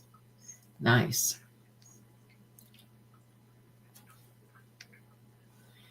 It's Randy. And here's Reginald for us. Free Karen Reed. My darlings, I think I'm going to call it a night. I took another allergy pill when I took my break, and I'm sitting here. It's now I'm like stuffed up and can't breathe. So I'm going to, I love Melanie Little too. I love Melanie Little. And so I'm sorry we didn't do EVPs. We will do them very soon. Monday night, join me at True Oracle. So if you set your notifications over there, True Oracle, 7 o'clock Monday night, we will be talking about manifestation. What you need to do, and hopefully I'll have the Rice Jar ebook ready if you like. Oh my gosh, I just saw something from Rosebud. My signature fragrance is L'air du temps. Oh, I love that. L'air du temps. I love it. I love it. The rice manifesting good things as requested. Amen to that. And you're going to learn a lot in the Rice Jar Manifestation book. So there we go. Manifestation Monday, 7 p.m. at True Oracle's side. So don't miss it. Don't miss it. My darlings, it has been a beautifully wonderful night. I'm so happy that we all came here. Thank you to my mods. You guys made me laugh tonight and just made this. I'm so glad I came on. And it's going to be a week. And I want you to know that Hanky is going to be doubling down on Monday. Be prepared. Be prepared.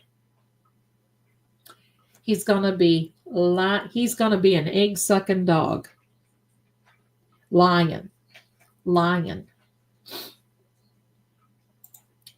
Zelda, bank you. Listen, anything with bank, as long as it's positive, I'll take. I know what you mean. You're quite welcome. Thank you so much for saying that. I love it. You guys are wonderful. To the winners of the giveaway tonight, please do me a favor and email me so you can collect your prize with your choice. My darlings, thank you. Thank you. I'm so glad that you're here. I'm probably going to get a little something to eat, and then I'm just going to go. Me and Sammy, look at her. She's like, her head's hanging like way down here. She's just baked. So, my darlings, Monday is just right around the corner. Tomorrow is kind of sort of my day of rest, but I got a lot of things to catch up on. Making schedules for this coming week.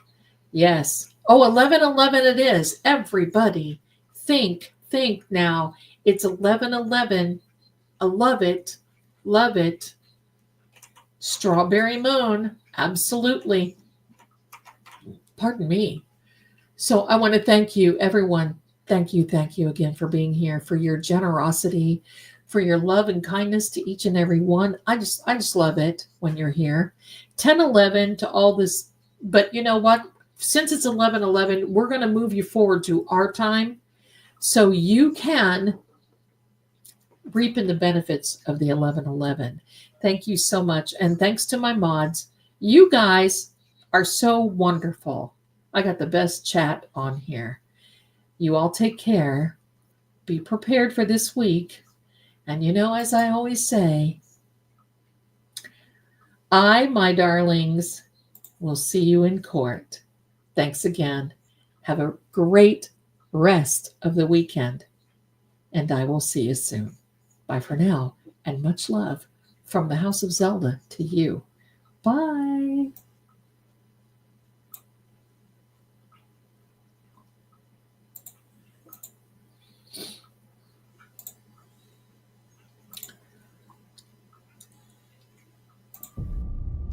They'll tell you the facts are clear, but the truth always flickers between the lines. In every shadow, there's a secret that refuses to stay buried. Clues hide in symbols, and sometimes even fate won't show its hand. Voices echo not just from the living, but from the silence they leave behind.